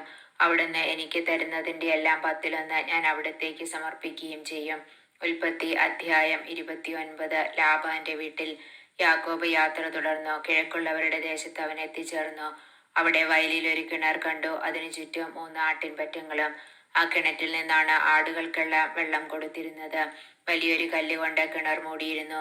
ആട്ടിൻപറ്റങ്ങളെല്ലാം എത്തിച്ചേരുമ്പോൾ അവർ കിണറ്റുവക്കത്ത് നിന്ന് കല്ലുരുട്ടി മാറ്റി ആടുകൾക്ക് വെള്ളം കൊടുക്കും. അത് കഴിഞ്ഞ് കല്ലുരുട്ടി വെച്ച് കിണർ അടയ്ക്കുകയും ചെയ്യും. യാക്കോബ് അവരോട് ചോദിച്ചു, സഹോദരന്മാരെ, നിങ്ങൾ എവിടെ നിന്ന് വരുന്നു? ഹാരാനിൽ നിന്ന് എന്നവർ മറുപടി പറഞ്ഞു. അവൻ വീണ്ടും ചോദിച്ചു, നിങ്ങൾ നാഹോറിന്റെ മകൻ ലാബാനെ അറിയുമോ? അറിയുമെന്നവർ പറഞ്ഞു. അവന് സുഖമാണോ? അവൻ ചോദിച്ചു. അതെ, അവർ പറഞ്ഞു. അതാ, അവന്റെ മകൾ റാഹേൽ ആടുകളുമായി വരുന്നു. അവൻ പറഞ്ഞു, പകൽ ഇനിയും ഏറെയുണ്ടല്ലോ. ആടുകളെ ആലയിലാക്കാൻ നേരമായിട്ടില്ല. ആടുകൾക്ക് വെള്ളം കൊടുത്ത് അവയെ കൊണ്ടുപോയി തീറ്റുക. അവർ പറഞ്ഞു, അങ്ങനെയല്ല, ആട്ടിൻപറ്റങ്ങളെല്ലാം വന്നെത്തുമ്പോഴേ കല്ലുരുട്ടി മാറ്റി ആടുകൾക്ക് വെള്ളം കൊടുക്കാറുള്ളൂ. അവൻ അവരുമായി സംസാരിച്ചു കൊണ്ടിരിക്കെ റാഹേൽ തന്റെ പിതാവിന്റെ ആടുകളുമായി വന്നു. അവളാണ് അവയെ മേയിച്ചിരുന്നത്. തന്റെ മാതൃ സഹോദരനായ ലാബാന്റെ മകൾ റാഹേലിനെയും അവന്റെ ആടുകളെയും കണ്ടപ്പോൾ യാക്കോബ് ചെന്ന് കിണർ മൂടിയിരുന്ന കല്ലുരുട്ടി മാറ്റുകയും ലാബാന്റെ ആടുകൾക്ക് വെള്ളം കൊടുക്കുകയും ചെയ്തു. പിന്നീട് അവൻ റാഹേലിനെ ചുംബിക്കുകയും ഉറക്കെ കരയുകയും ചെയ്തു. താൻ അവളുടെ പിതാവിന്റെ ബന്ധുവും റെബേക്കായുടെ മകനുമാണെന്ന് യാക്കോബ് അവളോട് പറഞ്ഞു. അവൾ ഓടിച്ചെന്ന് പിതാവിനെ വിവരമറിയിച്ചു. തന്റെ സഹോദരിയുടെ പുത്രനായ യാക്കോബിന്റെ വാർത്ത കേട്ടപ്പോൾ ലാബാൻ അവനെ കാണാൻ ഓടിയെത്തി. അവൻ യാക്കോബിനെ കെട്ടിപ്പിടിച്ച് ചുംബിച്ച് വീട്ടിലേക്ക് കൂട്ടിക്കൊണ്ടുപോയി. യാക്കോബ് വിവരങ്ങളെല്ലാം ലാബാനോട് പറഞ്ഞു. ലാബാൻ പറഞ്ഞു, എന്റെ അസ്ഥിയും മാംസവും തന്നെയാണ് നീ. 1 മാസം യാക്കോബ് അവന്റെ കൂടെ പാർത്തു. യാക്കോബിന്റെ വിവാഹം. ഒരു ദിവസം ലാബാൻ യാക്കോബിനെ വിളിച്ചു പറഞ്ഞു, നീ എന്റെ ചാർച്ചക്കാരനാണെന്ന് കരുതി എനിക്ക് വേണ്ടി എന്തിനു വെറുതെ പണിയെടുക്കുന്നു? നിനക്ക് എന്ത് പ്രതിഫലം വേണമെന്ന് പറയുക. ലാബാന് 2 പുത്രിമാരുണ്ടായിരുന്നു. മൂത്തവളുടെ പേര് ലെയ എന്നും ഇളയവളുടെ പേർ റാഹേൽ എന്നും. ലെയയുടെ കണ്ണുകൾ മങ്ങിയവയായിരുന്നു. റാഹേലാകട്ടെ സുന്ദരിയും വടിവത്തവളുമായിരുന്നു. യാക്കോബ് റാഹേലിൽ അനുരക്തനായി. അവൻ ലാബാനോട് പറഞ്ഞു, അങ്ങയുടെ ഇളയ മകളായ റാഹേലിന് വേണ്ടി 7 കൊല്ലം അങ്ങയുടെ കീഴിൽ ഞാൻ ജോലി ചെയ്യാം. ലാബാൻ പറഞ്ഞു, അവളെ മറ്റാർക്കെങ്കിലും കൊടുക്കുന്നതിനേക്കാൾ നല്ലത് നിനക്ക് തരുന്നതാണ്. എന്റെ കൂടെ പാർത്തുകൊള്ളുക. അങ്ങനെ റാഹേലിന് വേണ്ടി യാക്കോബ് 7 കൊല്ലം പണിയെടുത്തു. അവളോടുള്ള സ്നേഹം മൂലം ആ വർഷങ്ങൾ ഏതാനും നാളുകളായി അവന് തോന്നിയുള്ളൂ. യാക്കോബ് ലാബാനോട് പറഞ്ഞു, പറഞ്ഞിരുന്ന സമയം പൂർത്തിയായി, എനിക്ക് എന്റെ ഭാര്യയെ തരിക, ഞാൻ അവളോട് ചേരട്ടെ. ലാബാൻ നാട്ടിലുള്ളവരെല്ലാം വിളിച്ചുകൂട്ടി ഒരു വിരുന്ന് നടത്തി. രാത്രിയായപ്പോൾ അവൻ തന്റെ മകൾ ലേയായ യാക്കോബിന്റെ അടുത്തേക്ക് കൊണ്ടുവന്നു. അവൻ അവളോടുകൂടെ ശയിച്ചു. ലാബാൻ ലേയായ്ക്ക് പരിചാരികയായി തന്റെ അടിമയായ സിൽഫായെ കൊടുത്തു. നേരം വെളുത്തപ്പോൾ ലേയായാണ് തനിക്ക് ലഭിച്ചതെന്ന് അവൻ മനസ്സിലാക്കി. അവൻ ലാബാനോട് പറഞ്ഞു, എന്താണ് അങ്ങീ ചെയ്തത്? റാഹേലിന് വേണ്ടിയല്ലേ ഞാൻ പണിയെടുത്തത്? എന്നെ ചതിച്ചത് എന്തിന്? ലാബാൻ പറഞ്ഞു, മൂത്തവൾ നിൽക്കെ ഇളയവളെ പറഞ്ഞയക്കുക ഞങ്ങളുടെ വീട്ടിൽ പതിവില്ല. ഇവളുടെ വിവാഹവാരം പൂർത്തിയാകട്ടെ, അതിനുശേഷം ഇളയവളെയും നിനക്ക് തരാം. 7 വർഷത്തേക്ക് കൂടി നീ എനിക്ക് വേണ്ടി വേല ചെയ്യണം. യാക്കോബ് സമ്മതിച്ചു. വിവാഹവാരം പൂർത്തിയായപ്പോൾ ലാബാൻ തന്റെ മകളായ റാഹേലിനെയും അവന് ഭാര്യയായി നൽകി. തന്റെ അടിമയായ ബിൽഹായെ ലാബാൻ റാഹേലിന് പരിചാരികയായി നൽകി. യാക്കോബ് റാഹേലിന്റെ കൂടെയും ശയിച്ചു. അവൻ ലേയായേക്കാൾ കൂടുതൽ റാഹേലിനെ സ്നേഹിച്ചു. 7 വർഷം കൂടി അവൻ ലാബാന്റെ കീഴിൽ വേല ചെയ്തു. യാക്കോബിന്റെ മക്കൾ ലേയ അവഗണിക്കപ്പെടുന്നതായി കർത്താവ് കണ്ടു. അവിടുന്ന് അവൾക്ക് ഗർഭധാരണ ശക്തി നൽകി. റാഹേലാകട്ടെ വന്ധ്യയായിരുന്നു. ലേയ ഗർഭം ധരിച്ച ഒരു പുത്രനെ പ്രസവിച്ചു. അവൾ അവന് റൂബൻ എന്ന് പേരിട്ടു. കാരണം കർത്താവിന്റെ കഷ്ടപ്പാട് കണ്ടിരിക്കുന്നു, ഇനി എന്റെ ഭർത്താവിനെ സ്നേഹിക്കുമെന്ന് അവൾ പറഞ്ഞു. അവൾ വീണ്ടും ഗർഭം ധരിച്ച ഒരു പുത്രനെ പ്രസവിച്ചു. അവൾ പറഞ്ഞു, ഞാൻ അവഗണിക്കപ്പെടുന്നത് അറിഞ്ഞ് കർത്താവ് എനിക്ക് ഇവനെ കൂടി നൽകിയിരിക്കുന്നു. അവൾ അവന് ശിമിയോൻ എന്ന് പേരിട്ടു. അവൾ പിന്നെയും ഗർഭിണിയായി ഒരു മകനെ പ്രസവിച്ചു. അവൾ പറഞ്ഞു, ഇനി എന്റെ ഭർത്താവ് എന്നോട് കൂടുതൽ അടുക്കും, കാരണം ഞാൻ അവന് 3 പുത്രന്മാരെ നൽകിയിരിക്കുന്നു. അതുകൊണ്ട് അവൾ അവനെ ലേവി എന്ന് വിളിച്ചു. അവൾ വീണ്ടും ഗർഭം ധരിക്കുകയും ഒരു പുത്രനെ പ്രസവിക്കുകയും ചെയ്തു. അവൾ പറഞ്ഞു, ഞാൻ കർത്താവിനെ സ്തുതിക്കും. അതുകൊണ്ട് അവൾ അവന് യൂദ എന്ന് പേരിട്ടു. പിന്നീട് കുറെ കാലത്തേക്ക് അവൾ പ്രസവിച്ചില്ല. ഉൽപ്പത്തി അധ്യായം 30. യാക്കോബിന് മക്കളെ നൽകാൻ തനിക്ക് സാധിക്കുന്നില്ലെന്ന് കണ്ടപ്പോൾ റാഹേലിന് തന്റെ സഹോദരിയോട് അസൂയ തോന്നി. അവൾ യാക്കോബിനോട് പറഞ്ഞു, എനിക്കും മക്കളെ തരിക, അല്ലെങ്കിൽ ഞാൻ മരിക്കും. യാക്കോബ് കോപിച്ച് അവളോട് പറഞ്ഞു, ഞാൻ ദൈവത്തിന്റെ സ്ഥാനത്താണോ? അവിടുന്നല്ലേ നിനക്ക് സന്താനം നിഷേധിച്ചിരിക്കുന്നത്? അവൾ പറഞ്ഞു, ഇതാ എന്റെ പരിചാരികയായ ബിൽഹ അവളെ പ്രാപിക്കുക. അവളുടെ സന്താനത്തെ അവൾ എന്റെ മടിയിൽ വയ്ക്കും. അങ്ങനെ അവളിലൂടെ എനിക്കും മക്കളെ ലഭിക്കും. അവൾ തന്റെ പരിചാരിക ബിൽഹായെ അവന് നൽകി. യാക്കോബ് അവളെ പ്രാപിച്ചു. ബിൽഹ ഗർഭം ധരിക്കുകയും യാക്കോബിന് അവളിൽ ഒരു പുത്രൻ ജനിക്കുകയും ചെയ്തു. അപ്പോൾ റാഹേൽ പറഞ്ഞു, ദൈവം എനിക്ക് അനുകൂലമായി വിധിച്ചിരിക്കുന്നു. എന്റെ പ്രാർത്ഥന കേട്ട് എനിക്കൊരു പുത്രനെ നൽകിയിരിക്കുന്നു. അതുകൊണ്ട് അവൾ അവന് ദാൻ എന്ന് പേരിട്ടു. റാഹേലിന്റെ പരിചാരികയായ ബിൽഹ വീണ്ടും ഗർഭിണിയായി. അവളിൽ യാക്കോബിന് രണ്ടാമതൊരു പുത്രൻ കൂടി ജനിച്ചു. റാഹേൽ പറഞ്ഞു, എന്റെ സഹോദരിയുമായി കടുത്ത മത്സരം നടത്തി ഞാൻ ജയിച്ചിരിക്കുന്നു. അവൾ അവനെ നഫ്താലി എന്ന് വിളിച്ചു. തനിക്ക് വീണ്ടും മക്കളുണ്ടാകുന്നില്ല എന്ന് കണ്ട ലേയ തന്റെ പരിചാരികയായ സിൽഫായെ യാക്കോബിന് നൽകി. ലേയായുടെ പരിചാരികയായ സിൽഫായിൽ യാക്കോബിന് ഒരു പുത്രൻ ജനിച്ചു. ഭാഗ്യം എന്നുദ്ഘോഷിച്ചുകൊണ്ട് ലേയ അവന് ഗാദ് എന്ന് പേരിട്ടു. ലേയായുടെ പരിചാരികയായ സിൽഫായിൽ യാക്കോബിന് വീണ്ടും ഒരു പുത്രൻ ജനിച്ചു. ലേയ പറഞ്ഞു, ഞാൻ ഭാഗ്യവതിയാണ്, സ്ത്രീകൾ എന്നെ ഭാഗ്യവതി എന്ന് വിളിക്കും. അതുകൊണ്ട് അവൾ അവന് ആഷേർ എന്ന് പേരിട്ടു. ഗോതമ്പ് കൊയ്യുന്ന കാലത്ത് റൂബൻ വയലിൽ പോയി. അവൻ ദൂതായി പഴം കാണുകയും അവ പറിച്ചുകൊണ്ടുവന്ന് തന്റെ അമ്മയായ ലേയായ്ക്ക് കൊടുക്കുകയും ചെയ്തു. അപ്പോൾ റാഹേൽ ലേയായോട്, നിന്റെ മകൻ കൊണ്ടുവന്ന ദൂതായി പഴം കുറച്ച് എനിക്കും തരിക എന്ന് പറഞ്ഞു. ലേയ കയർത്തു പറഞ്ഞു, എന്റെ ഭർത്താവിനെ കൈയടക്കി വച്ചിരിക്കുന്നത് പോരെ, എന്റെ മകന്റെ ദൂതായി പഴവും നിനക്ക് വേണോ? റാഹേൽ പറഞ്ഞു, നിന്റെ മകന്റെ ദൂതായി പഴത്തിന് പ്രതിഫലമായി അദ്ദേഹം ഇന്ന് രാത്രി നിന്റെ കൂടെ ശയിച്ചു കൊള്ളട്ടെ. യാക്കോബ് വൈകുന്നേരം വയലിൽ നിന്ന് വന്നപ്പോൾ ലേയ അവനോട് പറഞ്ഞു, അങ്ങിന്ന് എന്റെ അടുത്ത് വരണം, കാരണം എന്റെ മകന്റെ ദൂതായി പഴം കൊടുത്ത് ഞാൻ അങ്ങയെ വാങ്ങിയിരിക്കുകയാണ്. അവൻ അന്ന് രാത്രി അവളോടുകൂടെ ശയിച്ചു. ദൈവം ലേയായുടെ പ്രാർത്ഥന കേട്ടു. അവൾ വീണ്ടും ഗർഭം ധരിച്ച് യാക്കോബിന് 5-മതൊരു മകനെ കൂടി നൽകി. എന്റെ പരിചാരികയെ ഭർത്താവിന് കൊടുത്തതിന് ദൈവം എനിക്ക് പ്രതിഫലം തന്നു എന്ന് പറഞ്ഞ് അവൾ അവനെ ഇസ്സാക്കർ എന്ന് വിളിച്ചു. ലേയ വീണ്ടും ഗർഭിണിയായി. യാക്കോബിന് അവൾ 6-മത്തെ മകനെ പ്രദാനം ചെയ്തു. ദൈവം എനിക്ക് നല്ല സമ്മാനം തന്നിരിക്കുന്നു, ഇനി ഭർത്താവ് എന്നോടൊത്ത് വസിക്കും, അവന് ഞാൻ 6 മക്കളെ കൊടുത്തിരിക്കുന്നല്ലോ എന്ന് പറഞ്ഞ് അവൾ അവന് സെബുലൂൺ എന്ന് പേരിട്ടു. അവൾക്ക് ഒരു പുത്രിയും ജനിച്ചു. അവൾ തന്റെ പുത്രിയെ ദീന എന്ന് വിളിച്ചു. ദൈവം റാഹേലിനെ സ്മരിച്ചു. അവിടുന്ന് അവളുടെ പ്രാർത്ഥന കേൾക്കുകയും അവളുടെ വന്ധ്യത്വം അവസാനിപ്പിക്കുകയും ചെയ്തു. അവൾ ഗർഭം ധരിച്ച ഒരു പുത്രനെ പ്രസവിച്ചു. അവൾ പറഞ്ഞു, എന്റെ അപമാനം ദൈവം നീക്കിക്കളഞ്ഞിരിക്കുന്നു, കർത്താവ് എനിക്കൊരു പുത്രനെ കൂടി തരട്ടെ എന്ന് പറഞ്ഞ് അവൾ അവന് ജോസഫ് എന്ന് പേരിട്ടു. യാക്കോബിന്റെ സമ്പത്ത്. റാഹേൽ ജോസഫിനെ പ്രസവിച്ചു കഴിഞ്ഞ യാക്കോബ് ലാബാനോട് പറഞ്ഞു, എന്നെ പറഞ്ഞയക്കുക, ഞാൻ എൻ്റെ നാട്ടിലേക്ക് പോകട്ടെ. എൻ്റെ ഭാര്യമാരെയും മക്കളെയും എനിക്ക് തരിക. അവർക്ക് വേണ്ടിയാണ് ഞാൻ അങ്ങയെ സേവിച്ചത്. ഇനി ഞാൻ പോകട്ടെ. ഞാൻ ചെയ്ത സേവനം അങ്ങേക്ക് അറിയാമല്ലോ. ലാബാൻ മറുപടി പറഞ്ഞു, നിനക്ക് എന്നോട് താല്പര്യമുണ്ടെങ്കിൽ നീ പോകരുത്. നീ മൂലമാണ് കർത്താവിനെ അനുഗ്രഹിച്ചത് എന്ന് എനിക്കറിയാം. നിനക്ക് എന്ത് പ്രതിഫലം വേണമെന്ന് പറയുക, അത് ഞാൻ തരാം. യാക്കോബ് അവനോട് പറഞ്ഞു, ഞാൻ എപ്രകാരം അങ്ങേക്ക് വേണ്ടി ജോലി ചെയ്തെന്നും എൻ്റെ മേൽനോട്ടത്തിൽ അങ്ങയുടെ ആടുമാടുകൾ എത്ര പെരുകിയെന്നും അങ്ങേക്ക് അറിയാമല്ലോ. ഞാൻ വരുന്നതിന് മുമ്പ് വളരെ കുറച്ച് ആടുകളെ അങ്ങേക്കുണ്ടായിരുന്നുള്ളൂ. ഇപ്പോൾ അവ വളരെ പെരുകിയിരിക്കുന്നു. ഞാൻ പോയിടത്തെല്ലാം കർത്താവ് അങ്ങയെ കടാക്ഷിച്ചിരിക്കുന്നു.